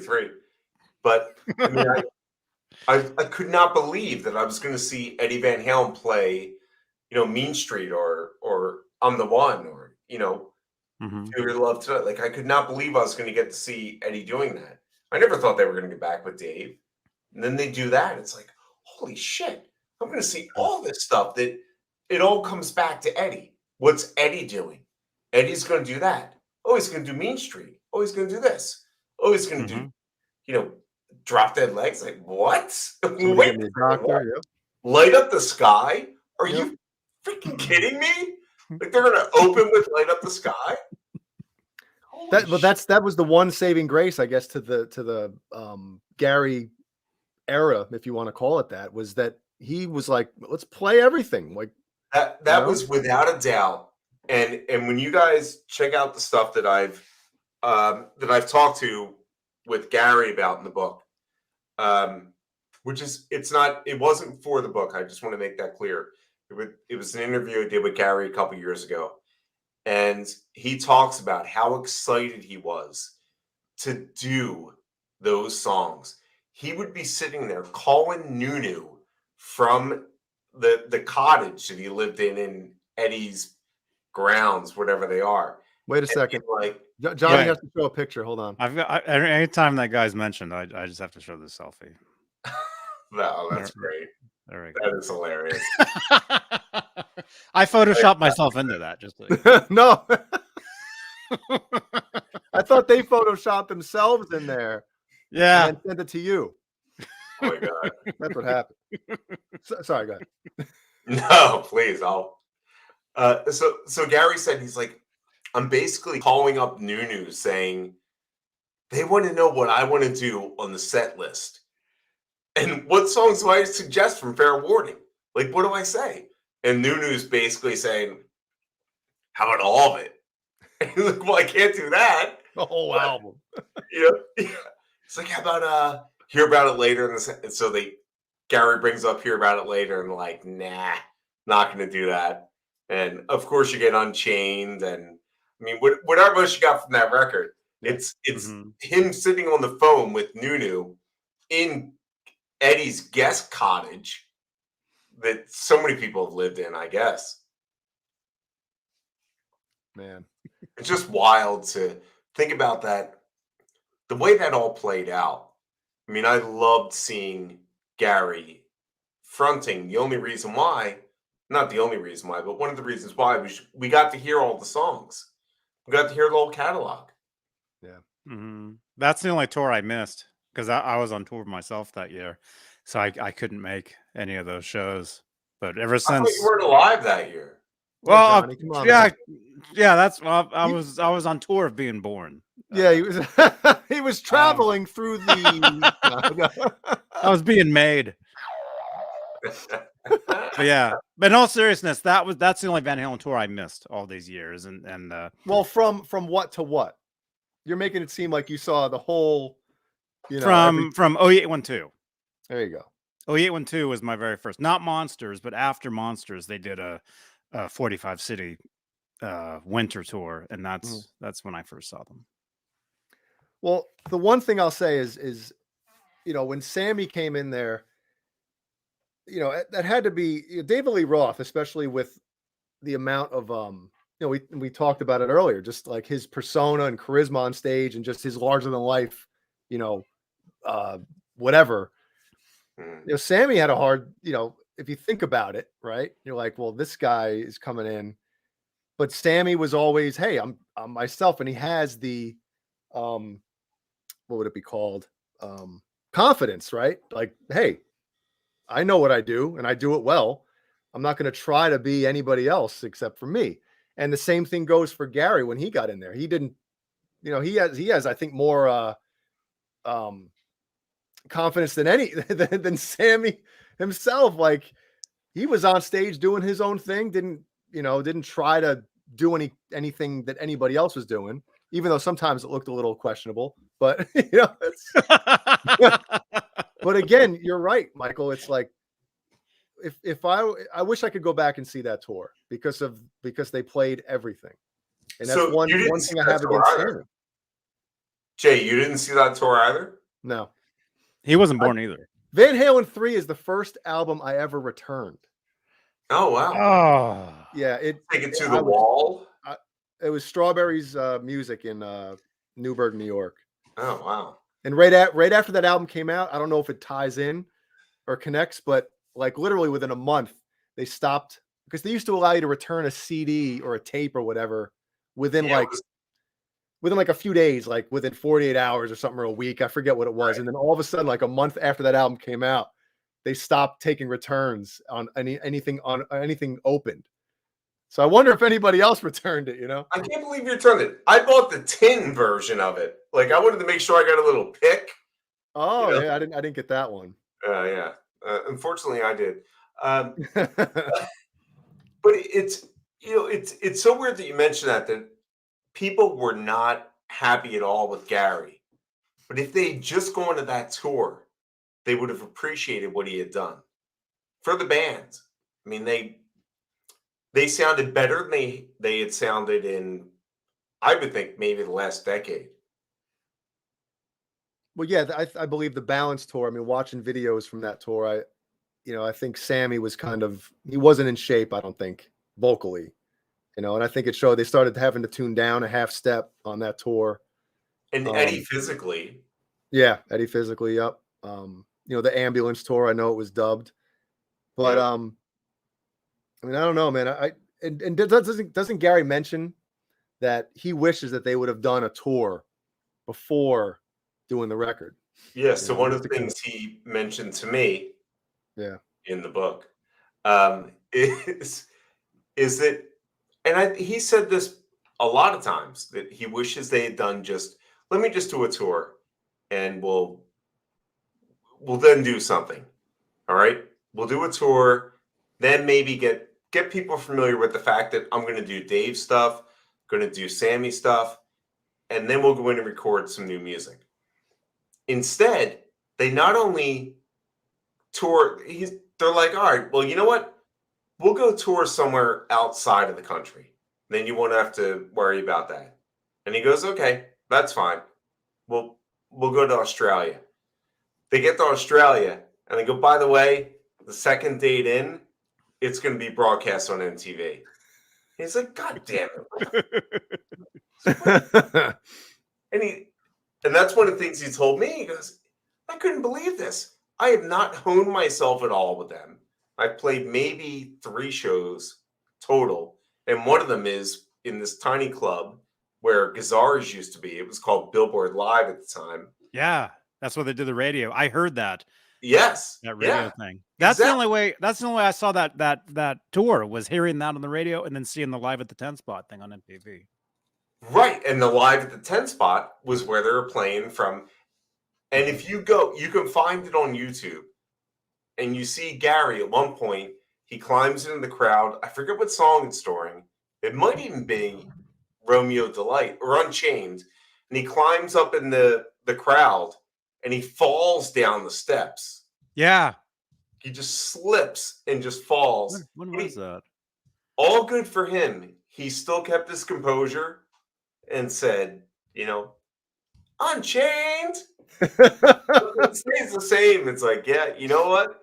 You just nailed it for the rest of that history of the band. But yeah, I feel bad for Gary that he never really got the chance. And then years later, you had Alex say something like, well, when we saw him walk out with those big collars, we didn't know what to expect. Oh yeah, it wasn't like when did you know it wasn't going to work with Gary? And it was like, Yeah. oh, as soon as we saw what he was wearing the first show or something, it's Yeah. like, damn, really? It's like, come on, nobody talked about that beforehand. I mean, I don't know.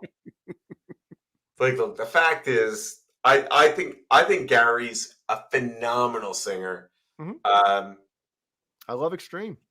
also think Eddie's a great guitar player. I don't think they mix well together. Chemistry, Johnny. Yeah. Some shows have it. But also, don't laugh. Also, like what you were saying, how from 91 to 95, there was such a change in music. The end of the 90s, there was a huge change too. Because I'm sitting there that year. Okay, I was actually born, years ago. But the reason I missed the Van Halen 3 tours is because I was on tour. I was working with this guy named Desmond Child, who was this songwriter. He wrote for Aerosmith, Bon Jovi, Kiss, all these guys. And I'm sitting there in his kitchen reading the newspaper one morning, and it's a huge ad for Backstreet Boys. And then so that the Backstreet Boys, the Britney Spears, Aguilera, all that stuff was happening And when new Van metal. Halen 3 And new when Van metal as Halen 3 well. came out. And new metal So exploded I as think well. and the new metal stuff. Yep. Yeah. So it wasn't their fault. It was just the music. There was another shift in the music scene by that point. Was it though? I mean, what happened after? What did Eddie do after 98? I mean, I don't think he did anything. Unless you look at Sacred Sin, and I mean, That was some years later. yeah, you're right. That was 2006, 2003, but 2006. so 2004 they do Up for Breakfast. Wait. Right. How did you guys hear that? When I heard those songs, there was a radio special with Van Halen where they debuted those 3 songs, and they were talking about the songs. That's how I heard those. Well, who's making a drink? Somebody making a drink? Oh yeah, it's over here. It's over here. Inconspicuous, just like. Wait, is that Crystal Pepsi? Hang on. There it is, the Crystal Pepsi. That's actually what this is, guys. See, I think I think this happens with, especially when like pop culture and music culture is changing, I guess, if you want to call it music, whatever the hell it is. But once the younger fan, once a band gets to that point in their career when the younger audience aren't becoming fans of them, it's very hard. And that's why a lot of bands, I think, become like nostalgia acts and stuff like that and just play their classic material. Like I think around that 95 time and obviously 98, was Van Halen really Yeah, so that's Getting the younger audience, so the Jay. younger music fans. Jay, that's the thing I want to talk about for a second. Is when grunge came into play, you had Van Halen step up with Pound Cake, and they really weren't that tied into any of that at all. Mhm. But then with Can't Tell Me What Love Can Do, Don't Tell Me What Love Can Do, that's kind of, they were still relevant. But when it came to the late 90s, the early 2000s, what could they possibly do to stay relevant? And they didn't do anything. Yeah. And that's why when Eddie did, Sacred Sin in 2006, I think you said, Johnny, that was 2006. And all that, it's from Up for Breakfast and what's the other song? Learning to See. Learning to See was one of them. John Bill. What's the other one? Keith Carmichael. Keith Carmichael, what? Or- Steve Black, I'm- and, black and white. Keith Cal. Or the black and it's somebody's got to be having it in the chat. I don't think anybody knows. It's about time. That's right. It's about time. Yeah. That was the main song from that. Would sound like a commercial for it. I mean, it was like, wow, you're playing to the lowest common denominator. Like, oh, it's the black and white. Like, what are you doing? It almost seemed like Sammy had the lyrics and the majority of the melody ready to go before he even heard that song. You know I what feel mean? like if he didn't have that, he would have given them Little White Lie, and they wouldn't have even known it at that time. And he would have made them play that, which would have been amazing. I would have loved to have heard Van Halen play Little White Lie. Man. But I think that's what a shit show that song was in the best way possible. I mean, I think that was the greatest FU to a band that screwed you over. Little White Lie to me that's my favorite. It's my second favorite Sammy Hagar song. it's a good one. Best song on that album too. That might be his best song since he left Van Halen. I thought it was the only song on that album. Might as well have been, right? Yeah. Marching to Mars. See, and that's the thing when I mentioned about turnover and Johnny, the whole turnover in music or whatever. If when they came out with Roth at the 96 awards, do you honestly think any 12, 13-year-old kid watching that and seeing Dave on stage wearing what he was wearing, doing the goofy stuff, do you think anybody that young and impressionable and absorbing music would look at that and be like, oh, who are they? I want to hear what those guys are playing. I think it got to that point in 96 when they were trying to get Roth back.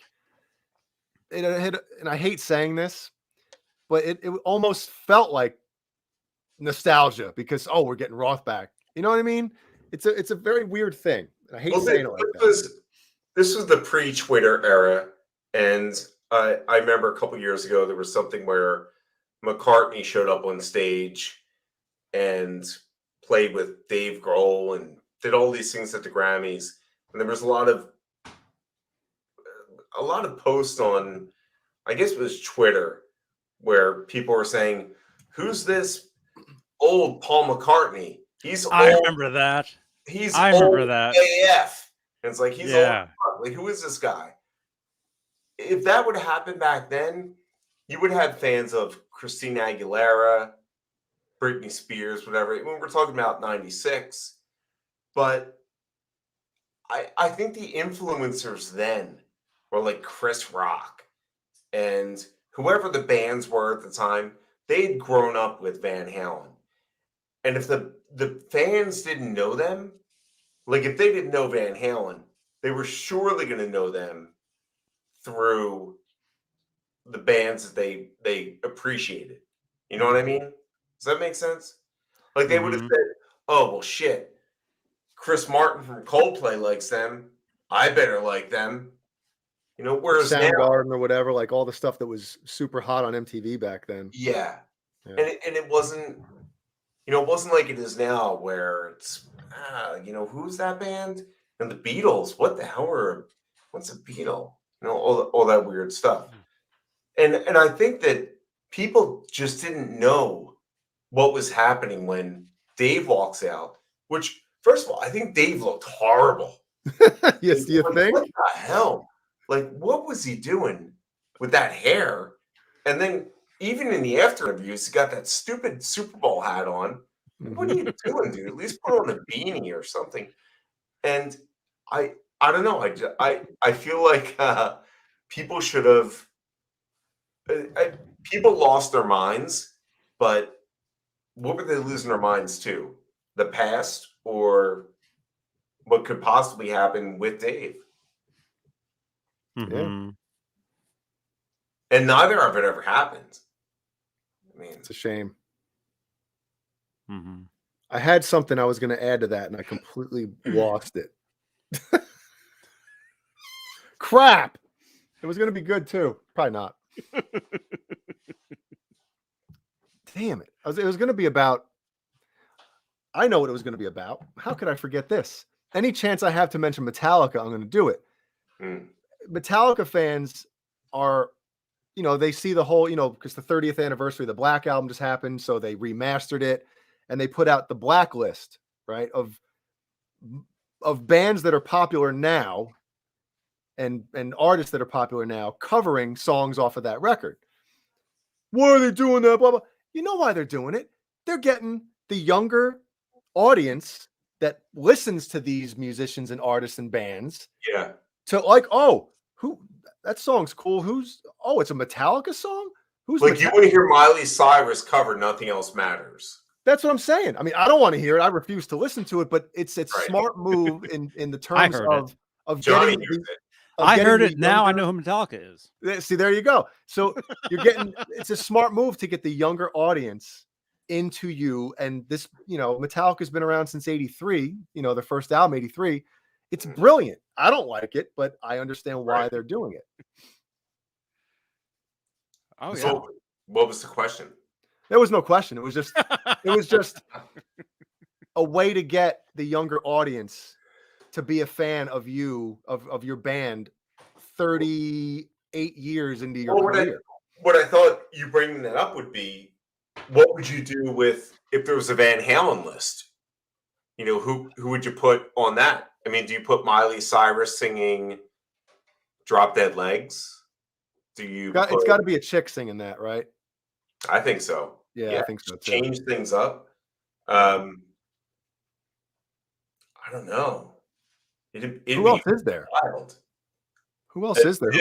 Adele singing House of Pain. I mean, this could be amazing. I mean, we could go for hours and hours on this. Oh man, that's too funny. That'd be an interesting list. All right, I know we're running on almost 2 hours, but no one's going anywhere until I get to a couple more of these. Yeah, hit me with your questions. I'm sorry, I tend to be a little bit verbose. But that's good. That's good that like we're actually, it's not like a, Johnny or I ask a question, you answered, okay, cool, next question. No, we like having conversations and like getting into and digging deep into this stuff, which I think, people I think like that more than just QA, right? Yeah, and I'm sorry it's not sunny out anymore, but we'll still keep going until dark. So I had never, there's for years, obviously since it happened, the speculation of, did Dave quit? Was Dave kicked out? All this stuff, right? So in your book, again, The Eruption and the Aftershock, buy it now. Pete Angelus, is it? Angelus, okay. Who was the former lighting director for Van Halen. Man, he really stepped up, didn't he? Yeah, at the time was doing, I guess he had formed some kind of thing with Roth and he did the videos and stuff like that, whatever. The solo videos from that time period. He said that Van Halen agreed to take a 1-year hiatus in the spring of 85. Yeah. So Dave was thinking, okay, you know, he and Eddie hugged and cried. What did he say at Eddie's parents' house or something in the driveway or something, that I guess, or Right. living room? It's always this driveway where they hugged and cried, and Yeah. And Roth was under the influence, or under the not the under the influence. He probably the was too. office But of under the that they were going to take a year hiatus, kind of get things right, figure things out, get back together, and just crush it. And the next thing you know, Roth's hearing that he's out. He's I'm out of out. Van Halen. Yeah. And you know, again, when you're hearing it from the band members, you're like, well, who's telling the truth, right? What's the truth? Every, you know, like Extreme, 3 sides to every story. There's your story, there's my story, and then there's the truth. You know, I'm not saying this is the truth. What I'm saying is I'd never heard somebody else that was kind of on the inside or whatever come out and give their side of it, or recollection of what I love the fact that you use both the words, the inside and truth, because you've got a different kind of truth, which is one of the greatest titles of any Van Halen record, that starts with David Lee Roth. I think that the Van Halen news desk actually ran that interview with Pete Angelus, and so I got to give them a little bit of credit. But yeah, he said that they were poised to take some time off. They knew Dave was going to do a solo thing. They knew he was going to do a movie thing, but Eddie apparently just got I don't want to say righteous, I want to say restless, and he wanted to do something. And that's when he went to Dave and said, "Hey, let's make a new album." Dave said, "No, man, I'm gonna make a movie, and how about you provide the soundtrack?" And then he's like, "F you, man, I'm not doing this. I'm not gonna do I'm not gonna be your backing guy." And that's when I think it all fell apart. I think that they originally were gonna take off a certain amount of time, and it got extended. Dave didn't expect his album to be as popular as it's going to be. The EP, Crazy from the Heat, was not expected to be as popular as it was going to be. And that album, huge. That EP blew up. It was all over MTV. Yeah. Oh, like California Girls, that's one thing. But then to keep going with Just a Gigolo, and then next thing you know, he's hosting the New Year's Eve on MTV. It was wild. And nobody expected that. And that really built into, I think, Dave's ego. Yeah. How could it not, right? I mean, his ego was already the size of you know, Texas. Yeah. yeah. Man.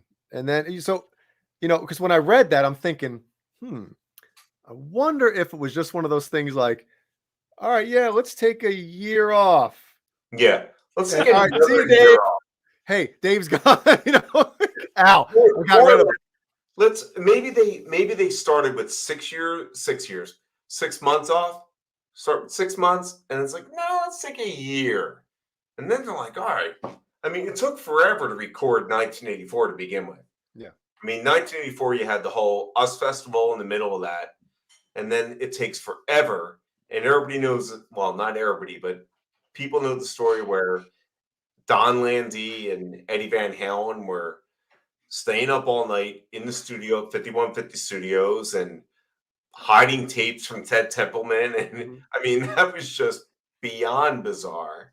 But the fact that Dave was like, well, we'll just extend 6 months to another 6 months.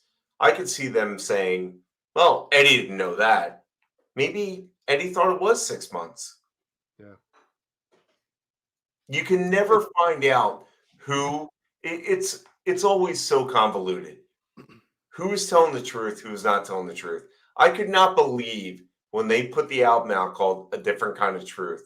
I'm like, you guys got to be kidding me. Like, this is ridiculous. They've been telling a different kind of truth their entire career. Yeah, man. It's fun still after all these years to still, you know, kind of talk about it and like, I'll never get tired of talking about it. I mean, every little nuance I love talking about with Van Halen, whether it's the tiny parts of the 1996 MTV Awards or Sammy coming, Sammy going. It's all so bizarre. because everyone has a different flavor to it. Mm-hmm. And what's weird about that, because there was always, for a couple of years before that happened, there was always, the rumors or whatever of Eddie and Dave's relationship. So I'm sure a lot of people thought like, well, eventually this is going to come to a head and, whatever. But with Sammy leaving Van Halen, nobody, I don't think, saw that coming, unless maybe you're on the inner circle and kind of saw how things were going. But, when that happened, I remember seeing, I don't know if it was Tabitha Soren or Kurt Loder, was the one who announced, I guess it was on one of the news breaks or whatever on MTV. And I was just like, what? I was like, no, this can't be. These guys, these guys love each other, right? And these guys hate each other on the other side. Yeah, that too, right? You're like, oh my God. So, reading the book and stuff, like, and obviously, Sammy in his book kind of mentions it as well, like the Unboxed, his greatest hits when he recorded 2 new songs. Yeah. That, do you think that was like the beginning of the end? Like that's when the heavy turmoil started with For Eddie, I think it was. I think in Eddie's maybe twisted mind to say that, and just look, we all have weird thoughts and whatever. But I think that Eddie thought, what the hell is Sammy doing? He's going not only doing his greatest hits, but he's recording new songs. Yeah. And it was all to pay off a divorce, but not in Eddie's head. It was more, oh, you want to go back to being a solo artist. So, we've all seen those interviews where you're going to go back and just keep being a solo artist. Yep. Oh, you always want to be you always talk about going back and playing solo. Why don't you go back and play the solo? Yeah. Yeah. But I think that Sammy honestly wanted to just get that out there, pay off his ex-wife, and that'd be it. Mm-hmm. But unfortunately, Eddie didn't see it that way. And I don't think Alex saw it that way either. Well, it seems like there were talks, before the Balance tour? Supposedly there was talks of Eddie, trying to think about replacing Sammy even then. I mean, I know that's kind of, I don't know if it's fully out there, but I don't know. It's just, and again, we mentioned Sammy's, the Balance tour. Sammy wasn't on his A game. Right. Maybe that had something to do with it too. Like, hey, this guy's not really, Well, I know the label wanted to start bringing the Roth catalog back into the forefront as the 90s dawned. They were like, well, we want to make some money on this. So how do we do this? Do we do a greatest hits? Okay, how about we do a greatest hits and this is one of the weirdest things I found in my research. How about we do a greatest hits where Sammy sings all the old Roth songs? And I'm what? Really? Yeah, they wanted Sammy to sing all the old Roth songs. And it was going to be a set where Dave also had Yankee Rose, Going Crazy, just like Paradise. So it's going to be those 3 songs with some of the Dave songs, and then with Sammy singing some of the Dave songs. And it was going to be focused on the Roth era. So there would be no new Sammy stuff. It'd be like nothing from, even though Dave's stuff came out from 86, 85 on, it was still going to be just old school Van Halen with Sammy singing some of the old Van Halen. And Ed Leffler said, fuck this. I mean, pardon my French, but fuck this. And that's when they put out Live Right Here, Right Now. Like, well, that's what we'll do. We'll give you a live record. And the label was like, all right, fine, do that. Isn't it amazing how, these people that are responsible for making multi-million / billion-dollar business decisions could even think of presenting a band that is, well, if it happened before Balance, so you're talking about 3 number 1 records in a row. Right. all of a sudden to tell them, hey, we want your singer now to cover, literally, we want you to re-record some of your old. And I when couldn't- that said singer, is on such a downturn at that point. I mean, A Little Ain't Enough was not a well-received record.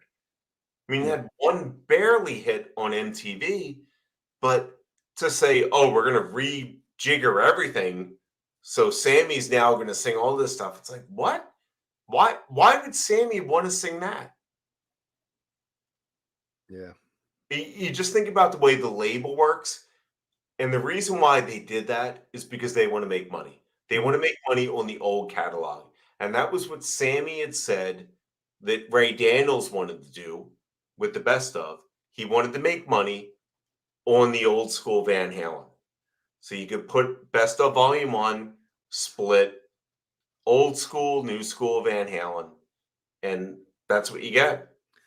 You know, I mean, the idea for that best of both worlds type thing or whatever is a great idea. But and I agree. On best of volume 1, I thought it was a good idea. Well, in the grand scheme of things, with a band that's, you know, maybe on their last, you know, they're not. And Sammy says it. Sammy said it multiple times. Like, we were still putting out #1 records, and we're putting out a greatest hits for us. Like, that's usually a band that's either done or near the end of their career, and they were still, like I said, putting out #1 records. So there was no point to do that, in my opinion.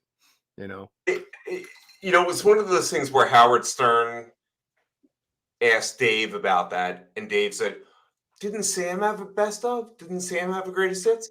But Sammy Hagar was saying he was done with being a solo artist. He wanted to be in Van Halen. He wanted to leave that period of his life behind. Yeah.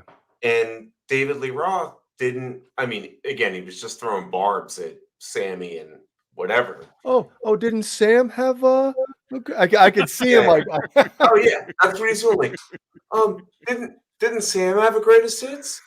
I think he's had 2 greatest hits. It's like, yeah, all right, Dave, we get that, but the fact is, he put those greatest hits out to distance himself from his solo career so he could be in Van Halen.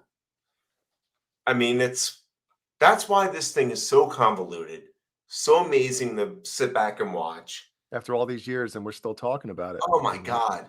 And I still see things happening. I'm like, you know, Dave giving Gene Simmons the finger, and now he's retiring. Yep. I mean, are either of you guys thinking about going to any of Dave's shows in Vegas? I'm on the other side, man. I think they're sold out now. I'll be right back, guys. I'm sorry. Don't go anywhere. I thought I heard they were sold out. Oh, so you're not going. Yeah. No, I'm not going. I mean, I probably could. Do it, man. Well, Why not? we'll see if they're sold out. No, they're totally sold out.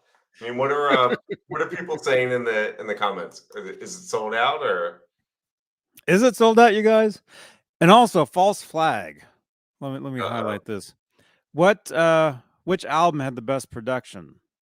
I think Balance. I really do. I think Balance sounds so good. As far as the Van Halen records, yeah.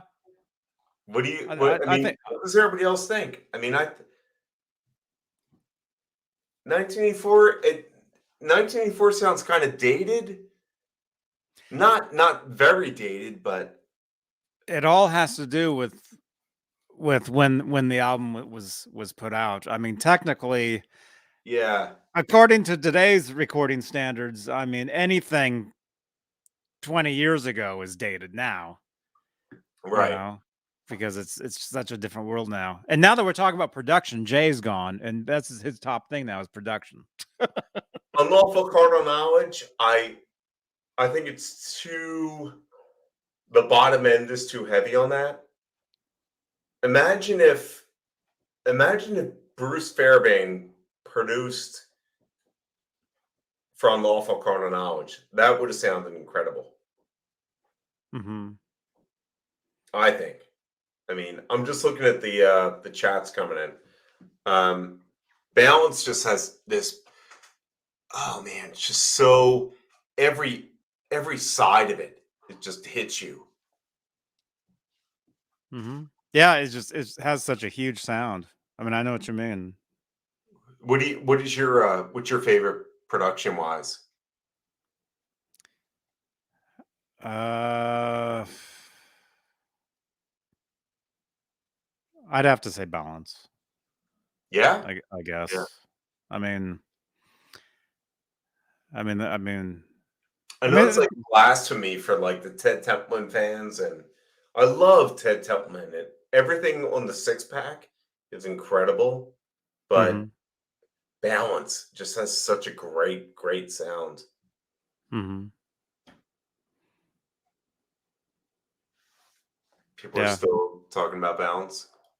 Yeah, I mean, just the guitar. Diver Down. Just Diver Down alone. has a good sound.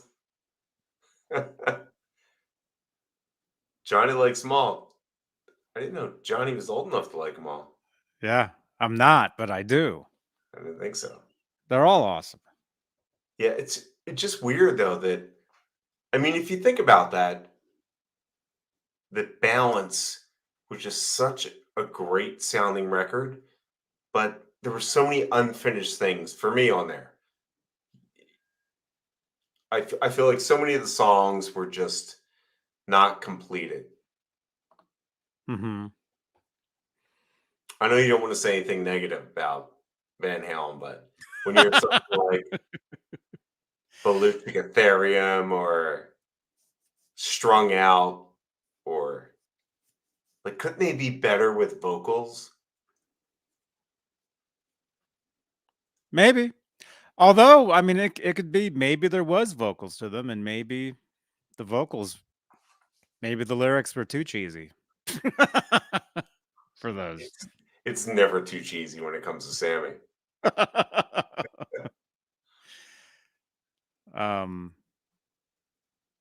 But yeah, and you guys were talking earlier about the best of the Up for Breakfast and all those tunes. Yeah. Those songs to me sound like they could have been, that stuff could have been rushed a bit. Yeah.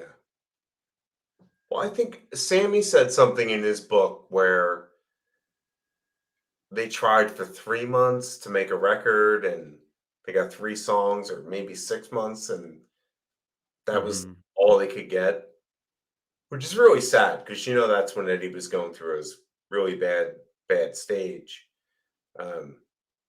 But look, even if Eddie was going through his bad stage, Sammy could have come up with better lyrics. I thought. I don't know. What do your thoughts on those 3 songs? When I first heard them, I mean, I thought it was great hearing new Van Halen with Sammy Hagar. I don't know. I mean, the thing with Sammy and his lyrics, none of it ever bothered me. Really? I mean, you're talking about Black and Blue, and well, I think It's About Time was the first single I think that came out of that record, which was fine. It to me, it was a little bit cheesy. It was like, oh, right on, black on red, whatever the hell it was. But then Up for Breakfast, I'm like, oh, like, you didn't hear that and say, ish. I mean, I heard it, and it made me those lyrics. If hopefully this makes some sort of sense, it kind of made me think Van Halen, like party band again. Hearing those lyrics and how it's kind of cheesy, but maybe some fans would dig that. Not cheesy, fruity, because it was talking about bananas and melons and honeydew, and yeah. So it wasn't Yeah. cheesy. There was fruit involved. Yeah, but I know I saw them on that tour, and I know when they played those songs, it It just was it like a wasn't bathroom song for a lot of the crowd. it was if you weren't like a heavy duty fan, like they didn't know any of those tunes. Right, right. Yeah, it was a tough thing. I mean, we all know that was a really, really tough time for Eddie. And hey, if he couldn't get the record together, he really shouldn't have been touring either, I think. What did I miss? Johnny was talking about how great Up for Breakfast was. Hey, you know, me and my girlfriend at the time, wife now, we saw that 2004 tour in at the Meadowlands in New Jersey. And you know, I was talking to our buddy Cameron Brown about it last night. I sent them because the show that I was at is on YouTube. And you know, I don't want to delve into the, you know, that time period and stuff like that as far as what was going on, but I remember Runaround was the second song of the set. And I remember when it started, saying to Jeannie, I was like, is his guitar out of tune? Like, what's going on down there? And I watched it last night. I don't know if for the first time since, maybe. I don't know. I can't remember if I've watched that bootleg since, but oh yeah, his guitar is out of tune. And what the hell was the third song of the set? What do they go into after that? Oh, crap, I can't remember now. But anyway, they go right into the next song. His guitar's still out. I'm like, oh my God. Like usually, you know, hey, my guitar's out of tune. Whether it's during the song or between songs, you know, you're going to tune it or grab another one. It was just like, whoa, you know, and then having to sing, it might have been Up for Breakfast. No, whatever the hell it was the third song. And I just remember thinking like, wow, man, like imagine having to sing to a guitar that's out of tune, you know, it was crazy. But one of the things that I did not have fun dealing with on that tour was I went and saw them on the second date, which was Hershey. Mm-hmm. So they played Hershey, and I think it must have been Right Now. So on the back screen, it had Right Now Van Halen is, I don't know, doing whatever.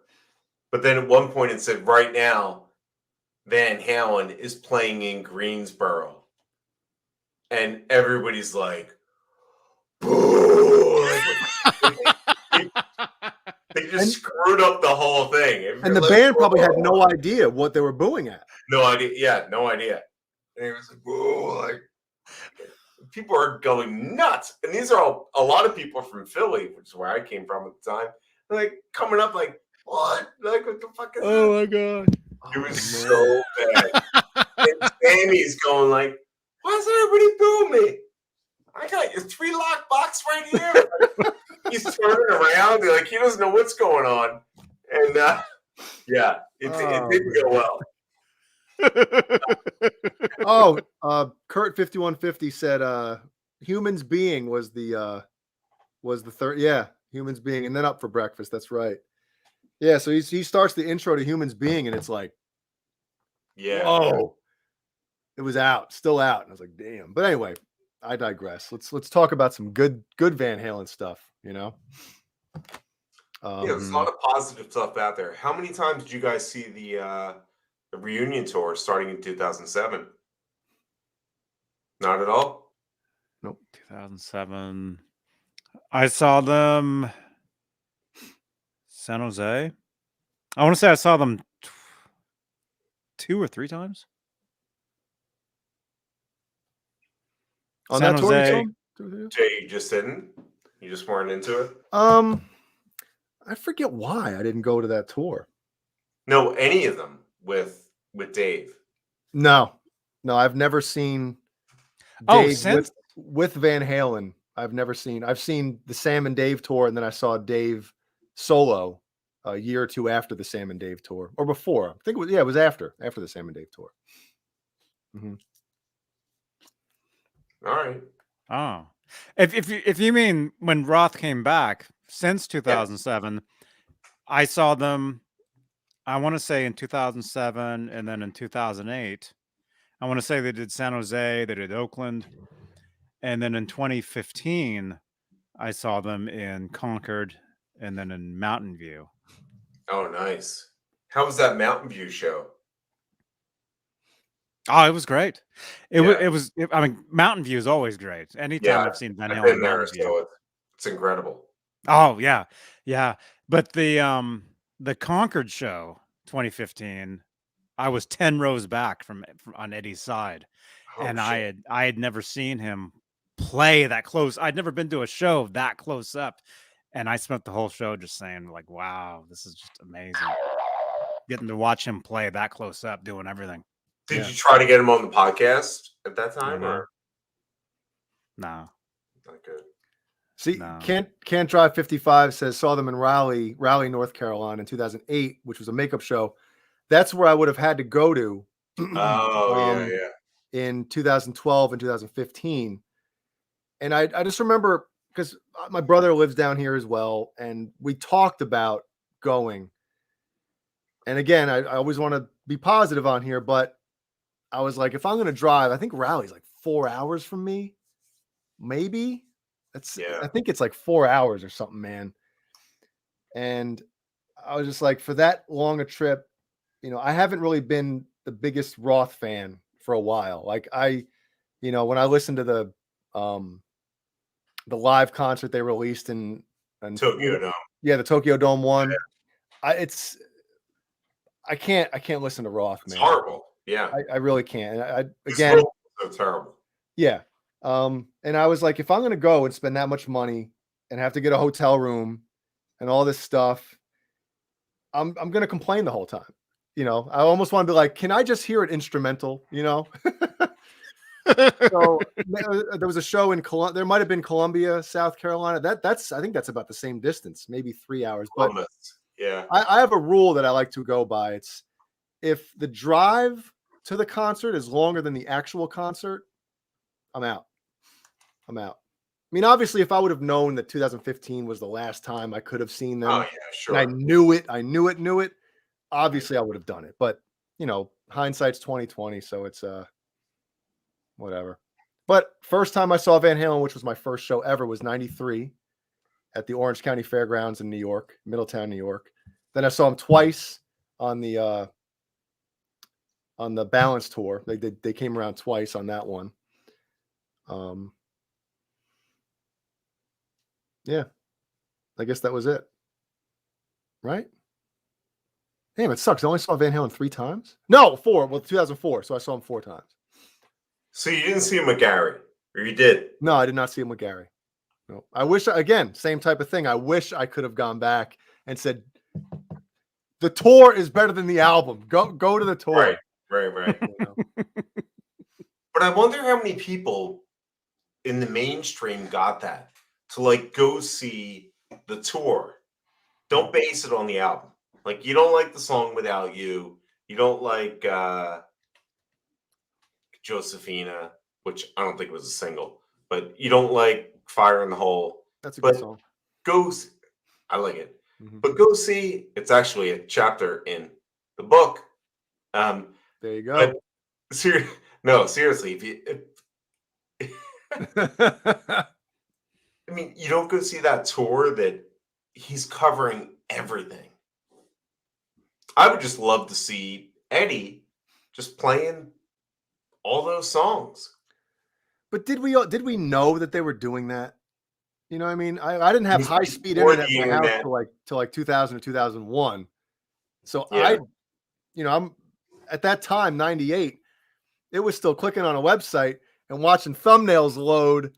Yeah. Oh, is that a nipple? I'm from that time period. So it was before like looking up set lists from bands. Oh, what are they playing? I was just going to say, I was like, wait, I'm like, is that a set list? They open with Romeo Delight. What's the second song? Is that Feel Your Love Tonight? What? Somebody get me a You had no with idea. Michael Anthony on vocals. What? Somebody get me a cock tour? Like what? Oh, That's what Dave really wanted to talk. Never mind. But anyway, yeah, no, I know what you're saying, but it was a weird time. Yeah.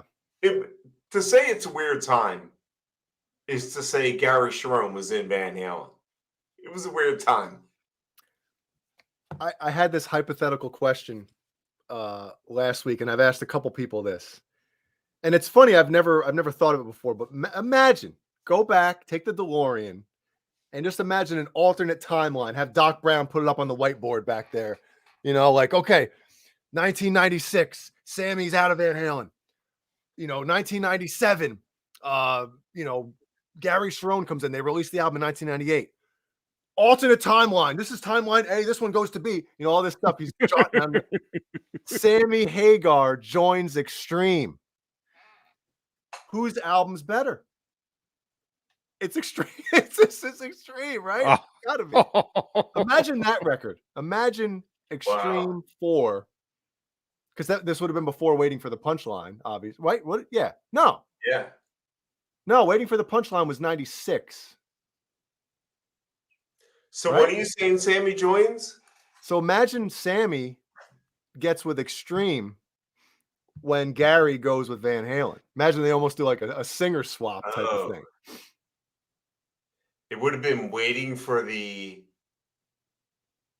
Cooch line with Sammy, the way that he would lay stuff out. I'm still for the Cooch line. I have no idea what he would do. It would be great if they switched. Because Nunu is such a great guitarist, and Sammy loves great guitarists. Mm-hmm. The only person that loves great guitarists more than Sammy is Dave. I mean, David Lee Roth loves every great guitarist that has ever lived. And look at who he's brought to fruition. Jason Becker, Steve Vai, John Five. Yeah. I mean, it's ridiculous. But for Sammy to kind of creep in and be like, all right, maybe now I'll do something. Like a weirdo, which he might do. Crap. Gino, I'm trying to type and I'm farting all over the keyboard. Gino Ames says, Waiting for the Punchline was 95. Yes, you are correct. Thank you very much. Yeah, Vi was already established, Keith Campbell, but Roth made him a household name as in terms of like hard rock. Like all of a sudden it was John like, Five? No, Vi. He says that Vi was already yeah, he was established, but he was no, I don't think Steve Vai was not established. He was barely established. He was a touring guitarist with Frank Zappa, but David Lee Roth made him a household name. Yeah, and when did he do Alcatraz, and then he obviously had his solo record Flexible, right? Nobody listened to Alcatraz. Nobody. I know. I understand that. Yeah, unless you were a fan of that, you didn't. Exactly. Really, you and I knew it. You and I were like, "Oh yeah, this guy," but nobody else did. Yeah, I had no idea until I saw him on the on MTV with David Lee Roth with assless pants on, running assless spandex pants. And kind of same thing with Jason Becker, who I actually talked to Jason Becker for the book. And that did not work out because, and nobody knows this, but Jason was going to do the foreword for the book. But he got really, really sick before he could do it. And now he thankfully has gotten better. He was going through a lot of complications. Yeah, he's all good now, and that's why if you see in my acknowledgments, I thank the family of Jason Becker because his family is ridiculously good. It was a really, really rough thing to watch, but that's another guitarist that Dave it seems like he cherry picks these guitarists that are incredible.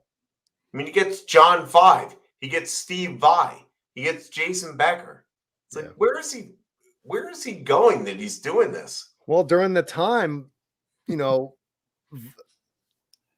Roth could have picked anybody, and they would have been like, okay, you know, he could have picked anybody out of any band and be like, okay, you're coming with me. All right, hey guys, I gotta go. Roth just called, you know, Right. They're gonna take that gig. Well, there was one point, and it's in his book where Dave says all these guys, and it was a point where Your Filthy Little Mouth came out, and he was tired of doing rock and roll. Said, I can't do this anymore. I don't want to do this. And he got tired of running into guys who would come up to him and say, look what I can play. And they would play like an Eddie Van Halen riff, waiting to see if he was impressed. And he'd be like, what am I fucking doing? And that's when he went and did Vegas. So. Yeah, I mean, again. Which might be sold out. We're not sure. Which is true, yeah. It's definitely sold out, I think. I think it is. Well, it was a smart, you know, obviously whatever's going on health-wise, you know, I wish it wasn't, but. Somebody messaged me, they said, do you think that Dave is doing what Gene Simmons has been doing with Kiss for the last 20 years? I don't think so at all. No.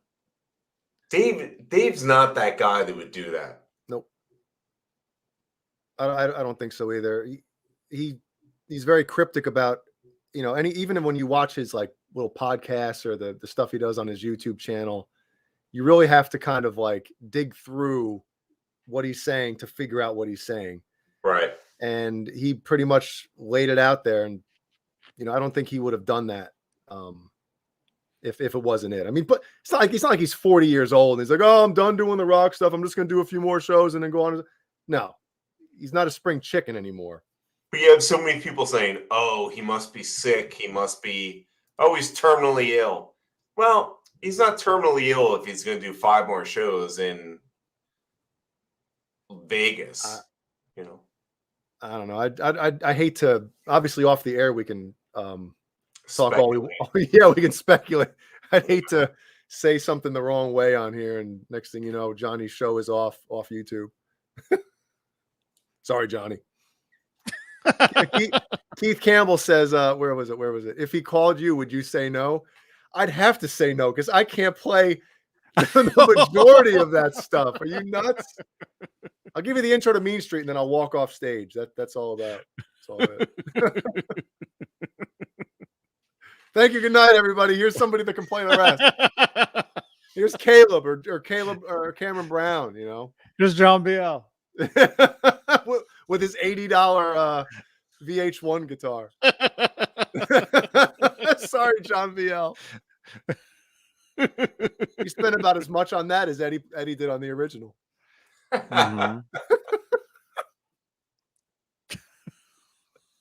So are you gonna, if you have a chance, are you gonna go to the Vegas stuff? Who are we talking? Him? Yeah, Michael. If you had a chance, you're gonna go? Yeah, I got a ticket to the final show. Oh, snap. Yeah, when I saw that he was retiring, I went right online and I'm like, wait a minute. Do I have a city card for a pre-sale? And I actually had a city card. It's like, holy shit. Let me see if I can buy this. So I tried and it happened. So yeah, I'm going there with one of my best friends that grew up with. He and I, Van Halen fans. So yeah. That's awesome. You get to see David Lee Roth's final show, and knowing it's the final show as well. Knowing it's the final show. And I figured that I will come here after that and tell you how it was. Yes. Johnny, yes? Yeah. Don't sound too enthused, you know? Yeah, he's like, maybe. Maybe if it was Sammy, maybe it was Gary's final show. We'd see. Or Mitch. Oh, that's right. Mitch never played a show with him. Sorry, Johnny. I wish it was Mitch Malloy's final show. Oh, Wolverine. Come on. Come on. I miss. So, Oh. all right. So the book is out. Everybody go buy multiple copies.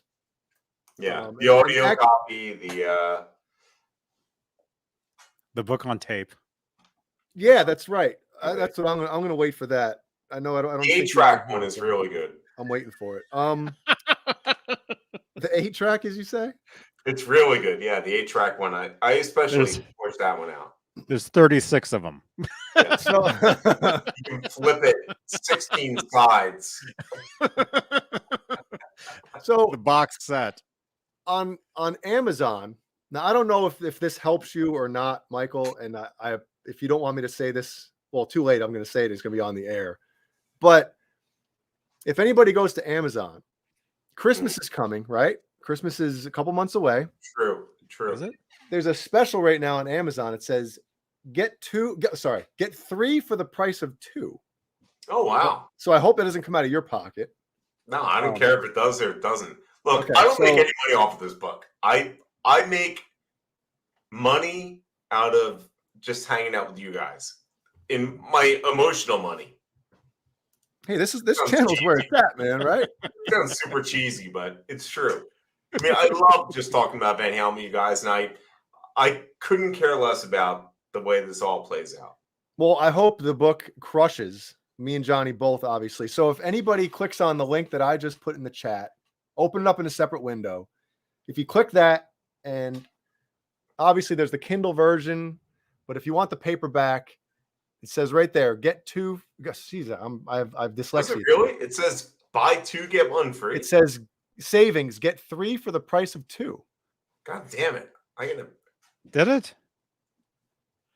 Yeah. Me and Jeff Bezos are gonna have an issue next week. Wait, it also says buy 0 and get none. That's the That's what I tried. I tried that earlier. Oh, so okay. So when you click on that little hyperlink thing or the thing that goes to it, it brings up a bunch of different books / Blu-rays that you can add to your cart. So you can add 3 Van Halen, the Eruption, and the Aftershock books to your cart, and it'll only charge you for 2. Wow. So everybody do that. Give them out for Christmas gifts. No, don't do that. Pay for all 3. Don't. I don't All know right. what this weird thing is. No, I'm kidding. Buy It's 2. totally kidding. Buy 2, check out, and then go back in, and then buy 2 again. Yeah, do that. Get 5 books. Yeah. Now, Thank you all for everything. well, real quick, because we have some more speculating in here going on. Because when Dave put out that audio press release or whatever you want to call it, Yeah.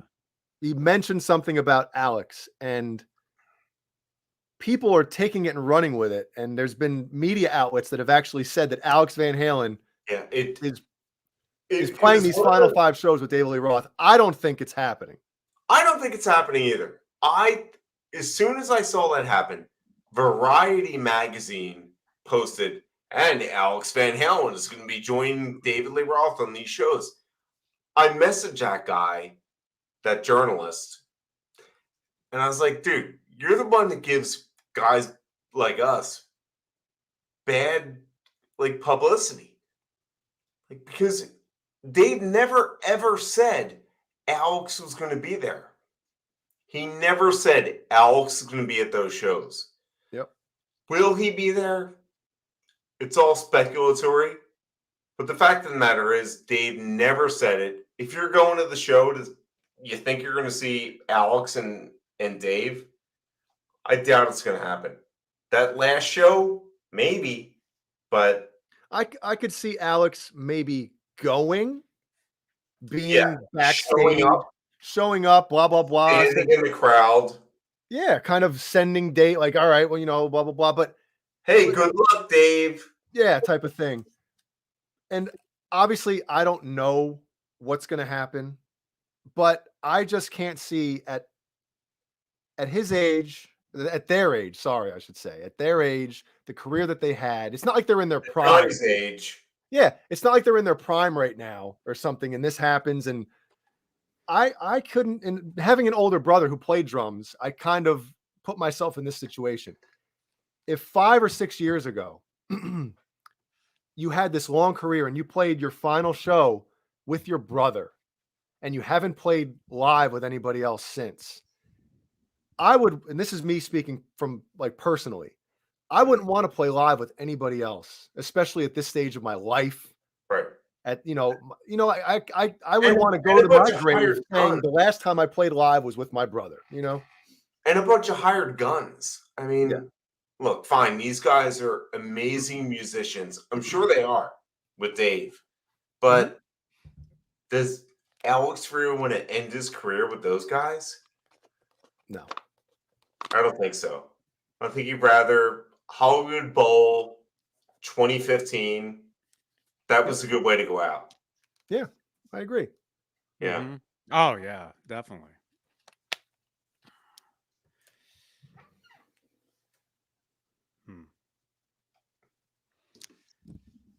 Hi, Johnny. Hey man. Yeah. Well, if David Lee Roth brings Alex Van Halen on tour, or not on tour, but on the drum kit in January, I will come back here and tell you how it went. Well, you're gonna come back here anyway and tell us how it went, regardless. Yeah. Regardless. So all right. So what date do you have? Is that last show that you're going to? January 8th. January 8th. Johnny, let's not pencil it in. Let's carve it in. January 8th, you say, right? Mm-hmm. What day is that? Which is a Wednesday. No. Oh, I'm in December. What am I? No, it's a Friday. No, 8th it's is Saturday. Is a Saturday. What? Oh, it's a Saturday. What calendar are you guys looking at? The Mayan calendar. I have no idea. I was looking It's at the this. Van Halen calendar, which From is always 1984. skewed. A Saturday. It's a skewed calendar. Let's be It's a honest. Saturday. So we'll be live that Saturday regardless, because I mean Oh. we have a show on Saturdays. So You might do a check-in live with me while I'm there. yeah, we can send you a link That would be great. Yeah. and you can actually jump in. I could jump in with the concert live. Come Yeah. on. Come on. Guys, That's our new slogan when we want to get a guest. Come on. great. Love it. Awesome. So are you leaving now, Jay? No, well, we can still keep going. But Michael, if you it's No, up to I'm you. good. I don't know if you have any more questions. Jay, you had some really good ones. So I mean, I feel like I'm totally taking this over, and Johnny, No, dude. All right. You can... All right, we're gonna go back here. We're gonna go back to. So now I'm scrolling through. Is that everybody in the chat? You want us to keep going for a little while longer? What do you think? smash that thumbs up. And this is a great lesson. I read. I didn't even realize that Stephen Pearcy from Rat was friends with Eddie Van Halen. oh my God, yeah. I had no idea about that either. Just found that out by reading the book. Yeah, I heard it. My computer told me. So, Yeah, that was awesome. yeah. That So, was awesome. and this is a great lesson to young bands coming up, right? So he says Stephen Pearcy, here's what I wrote. Stephen Pearcy talks about seeing Van Halen at the Whiskey, and not many people in attendance, but they always treated the show like it was an arena show. Like you watch them in this little place with not many people there. And Johnny, I'm sure, and Michael, I don't know if you were in a band or whatever, or are in a band, but everybody in here knows that's played live before. When there's not many people in the crowd and nobody really seems into you, it's hard to get into it yourself. It's hard to just shut that out and just go crazy and get, because usually you feed off the energy that, you give the energy to the crowd gives it back to you, and then you give it right back. And it's like, yes, right. And there's that connection. But when not many people are in attendance and you're playing that hard rock music, it's tough, man, when that's the type of show it is. But those guys, obviously, they didn't care. They're like, we're taking over. Well, Johnny, do you want to take that, or do you want me to take it? Was that a question? Well, it was kind of just a Michael, you go ahead. All right, so I'll do that. So when I interviewed Stephen Piercy from Rat, one of the things he said was he used to sit cross-legged on the side of the stage at the Whiskey and watch Eddie and just be like, man, what gear is he doing and what gear is this and whatever. But there was not a lot of people there. There was not a lot of people at the Whiskey. So he'd just sit there monstering and like watching Eddie, being like, what the hell is happening here? Afterwards, he would realize, holy shit, there's nobody here, but they're playing like they're playing to the Hollywood Bowl. And to me, that kind of showed not just what people were thinking when they saw them, but what other bands were thinking when they were getting influenced by them. So when somebody like Stephen Piercy saw Van Halen, it's like, oh shit, now I got to do my own band thing. Yeah, and you never know who's watching, especially for an unsigned band, right? If you, how many times have we heard it over the years? Oh, some record producer or record executive came into a place, went into a place and there was this band. Like, who the hell are these guys? And they were just, crushing it. Yeah. You never know who's watching, right? No, exactly. Especially it's tough, man. I remember a couple shows here and there, probably the majority of them, but just you're playing a small club or something, and you're literally playing for the other bands. The CGBs in New York City on a Tuesday or a Wednesday night at 11:30 p.m. and you're literally playing for the bartender and the other bands, the ones that haven't left yet. Mm-hmm.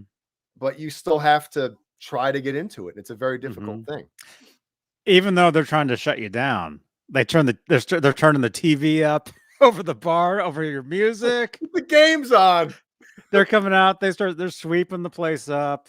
They're like, hey, there's some hockey on, guys. Are you guys okay? All right. You're gonna get paid. We got $16 over here for you. Oh, they keep going like this. One more. Yeah. So you just start your first song and they go like this. But it's brutal when you're a band like that, especially in LA in the 70s. And you've got these crappy artists out there that, like Angel, who we talked about. Mm-hmm. And all right, well, what do we do now? And look, no disrespect, Angel. Okay, all disrespect, Angel. I mean, what do? You got to separate yourself from the rest of the groups that are going on. Yeah.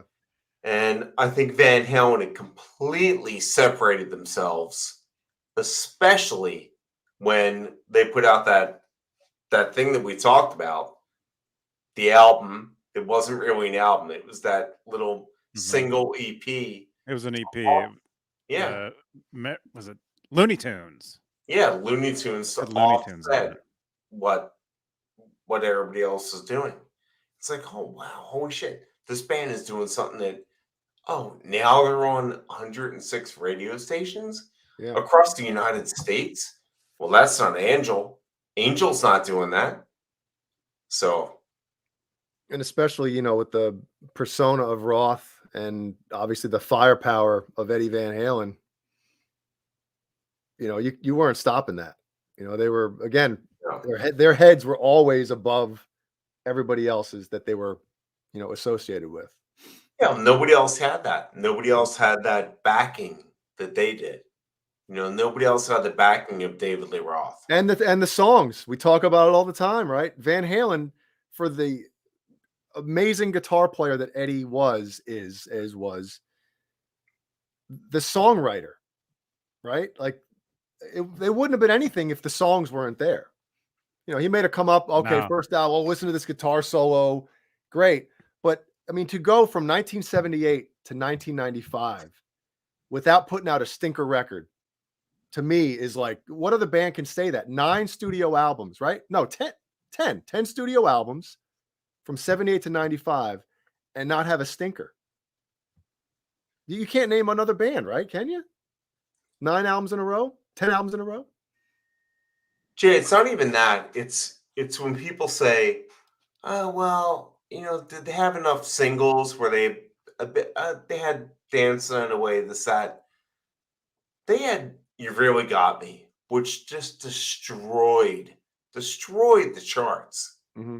Nobody knew that. Nobody knew what. They're like, oh yeah, I'm a big Kinks fan. Like, nobody knew that. And they really made that song their own too. And that's, Incredibly. Yeah.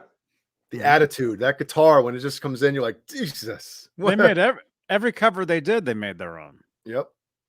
And you go back and you listen to the original, and it never holds up. Yep. Yeah. Except for Orbison. Pretty Woman does, but everything else. I was just going to say Pretty Woman, but even that is, God, Eddie really made that his own. I know he forgot the bridge and all that, but it still sounded so good when Eddie just put his guitar on that. Mike Neese mentions, he says, once they got signed, Ted Templeman and Don Landy didn't hurt either, Warner Bros. Yeah, of course. I mean, like, it's without a doubt. The majority of things that happen in life that end up blowing up are because of timing. Yeah. The people involved, the chemistry, the push behind it. Yeah. And yeah, I mean, when you hear those demos that they did with Gene Simmons, yeah, does that take off like Van Halen 1 did? Like if Yeah, Van do you Halen 1 think it would? sounded like I mean, Gene Simmons demos, does I it don't take off? I mean, or do those Warner Brothers demos, like, do they take off? I don't know. Do they? I don't know. Maybe. I would love for them to. I mean, I listen to them all the time, and I'm like, wow, that's really good shit. But I don't know. Warner Brothers doesn't think so. Yeah. I mean, it's all great. It's all great stuff, but there is definitely something very special with that first record. Oh yeah. If it wasn't for that first album, we wouldn't have had any of this. Yep. It's And the whole I think it was really interesting, and sorry to cut you off, Jay, but when Eddie was saying a couple years ago that he was looking at maybe doing a live record or a demos record, and they couldn't find the right sound of it all. I wonder where they were pulling that from. Like where was that? Was it from the Warner Brothers demos? Was it from just stuff he had in 5150? I don't know. I'd love to know where that came from. Yeah, I don't know, but obviously they're, you got bands, and again, I'm going to bring up Metallica. When they're releasing all these 30th anniversary editions of their albums, mm-hmm. They're putting, the tapes, the riff tapes, yes, exactly, and live concerts and the demos that they recorded and the pre-production in the studio. And it sounds so bad. Sounds so bad. You're like, whoa, I can't believe that song became holy crap. But I get it. As I have demos of all my band stuff on my hard drives, and I don't want anybody hearing that crap because I think Eddie Van Halen was, whether it's a good thing or a bad thing, a perfectionist in some way where, hey, I worked so hard to get these songs to where they ended up on the records. Mm-hmm. Do you really want people hearing those songs in their infancy, or maybe at a time they weren't that good? I think, and not to interrupt you, but to interrupt you.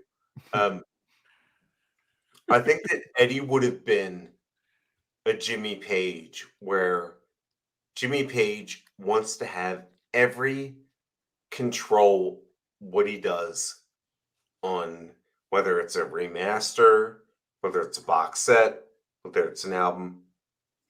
Jimmy Page needs to do everything that he's interrupting on his entire catalog of Led Zeppelin.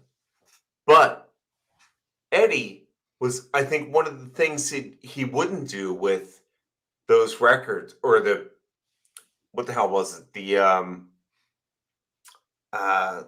demos.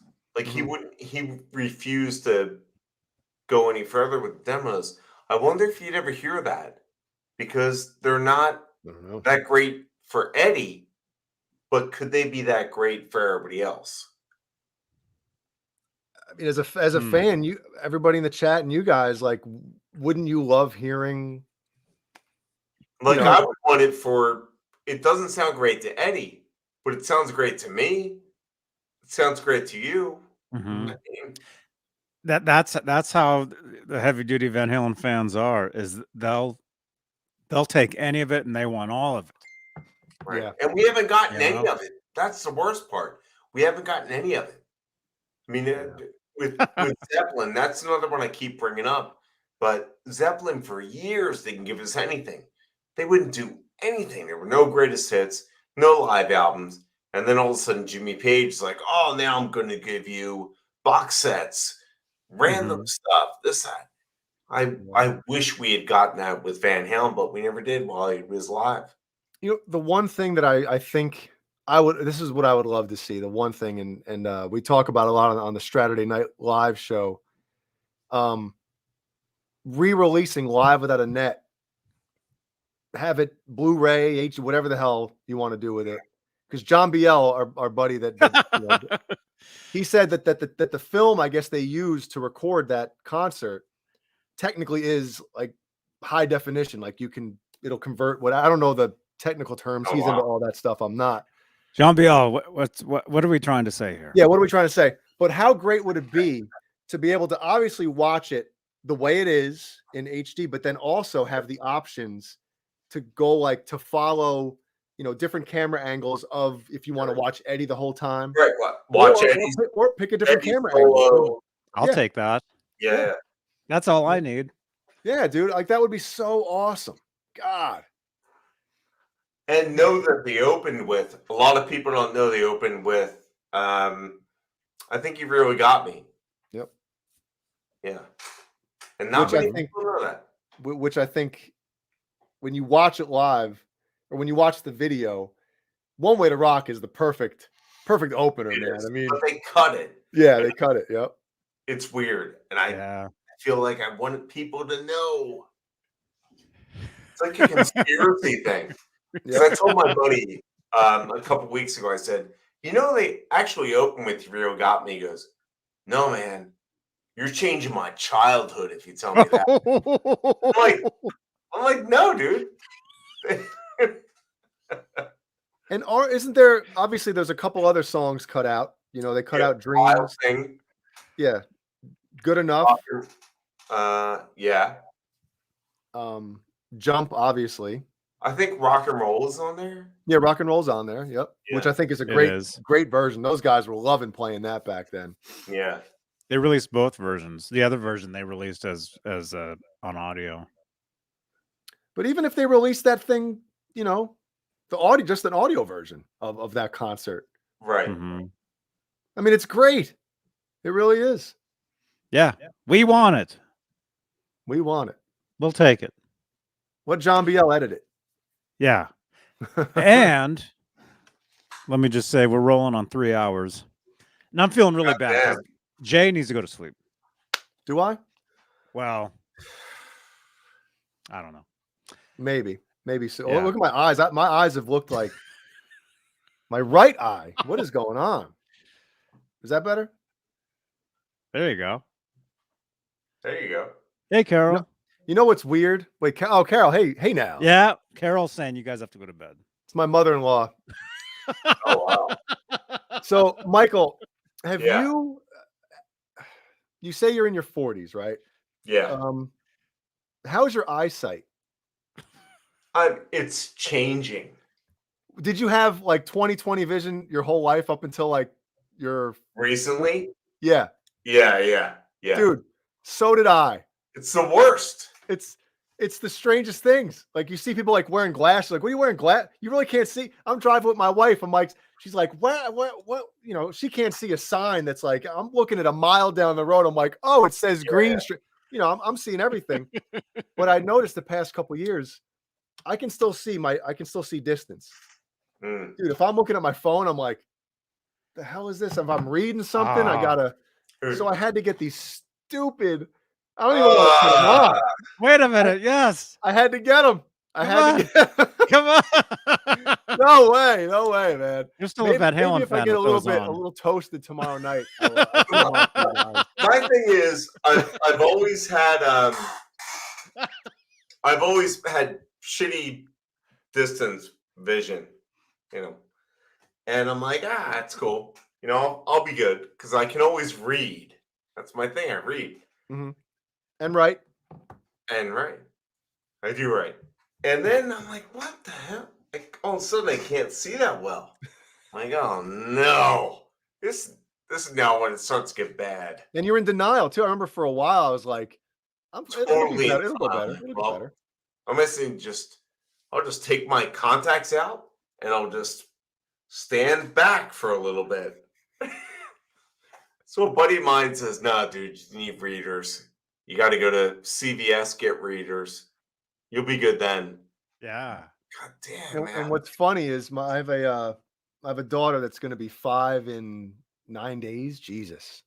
Ooh, and when I got these things a couple of weeks ago, man, you know, because I read her a book every night before she goes to bed, and I put them on. And she looks at me. She's like, "Why are you wearing?" She's like laughing at me. Like, what are you wearing those for?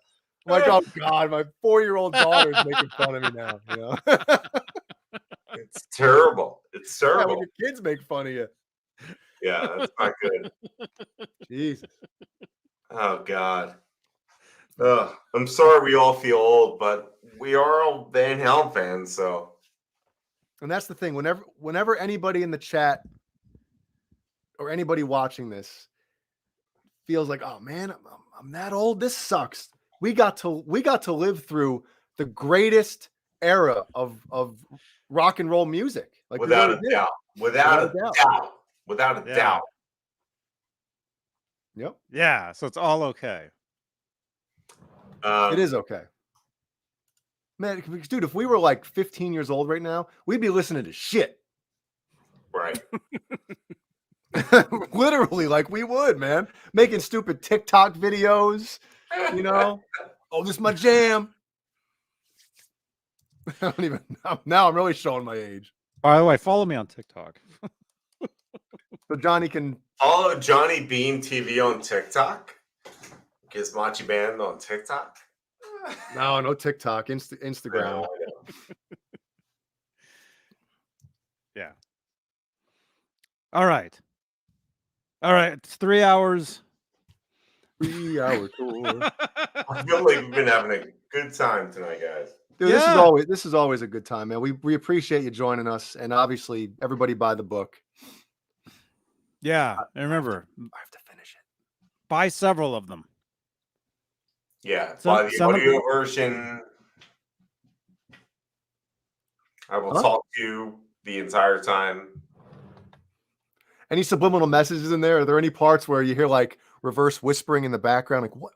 Oh, definitely. Especially on the Mitch Malloy chapter. You were never in Van Halen. Yeah. You don't get to do this. Okay. Oh my gosh. Oh, man.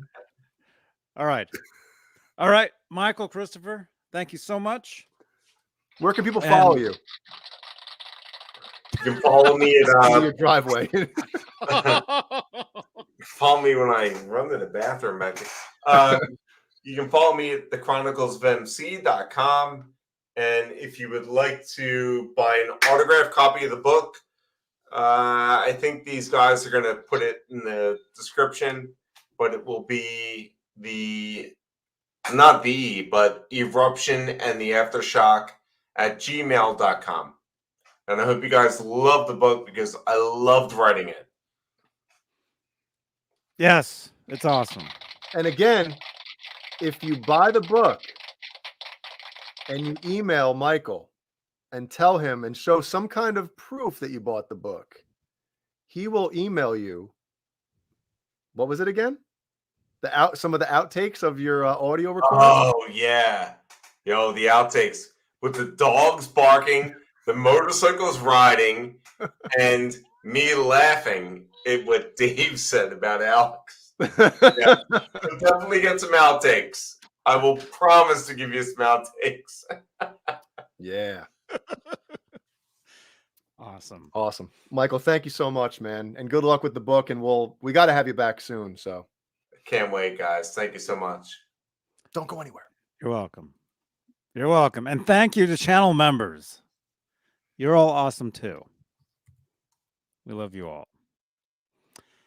And we'll see you tomorrow night for John BL's Saturday Night Live. That's him. It'll be a great time. All right. Smash that thumbs up and subscribe, please.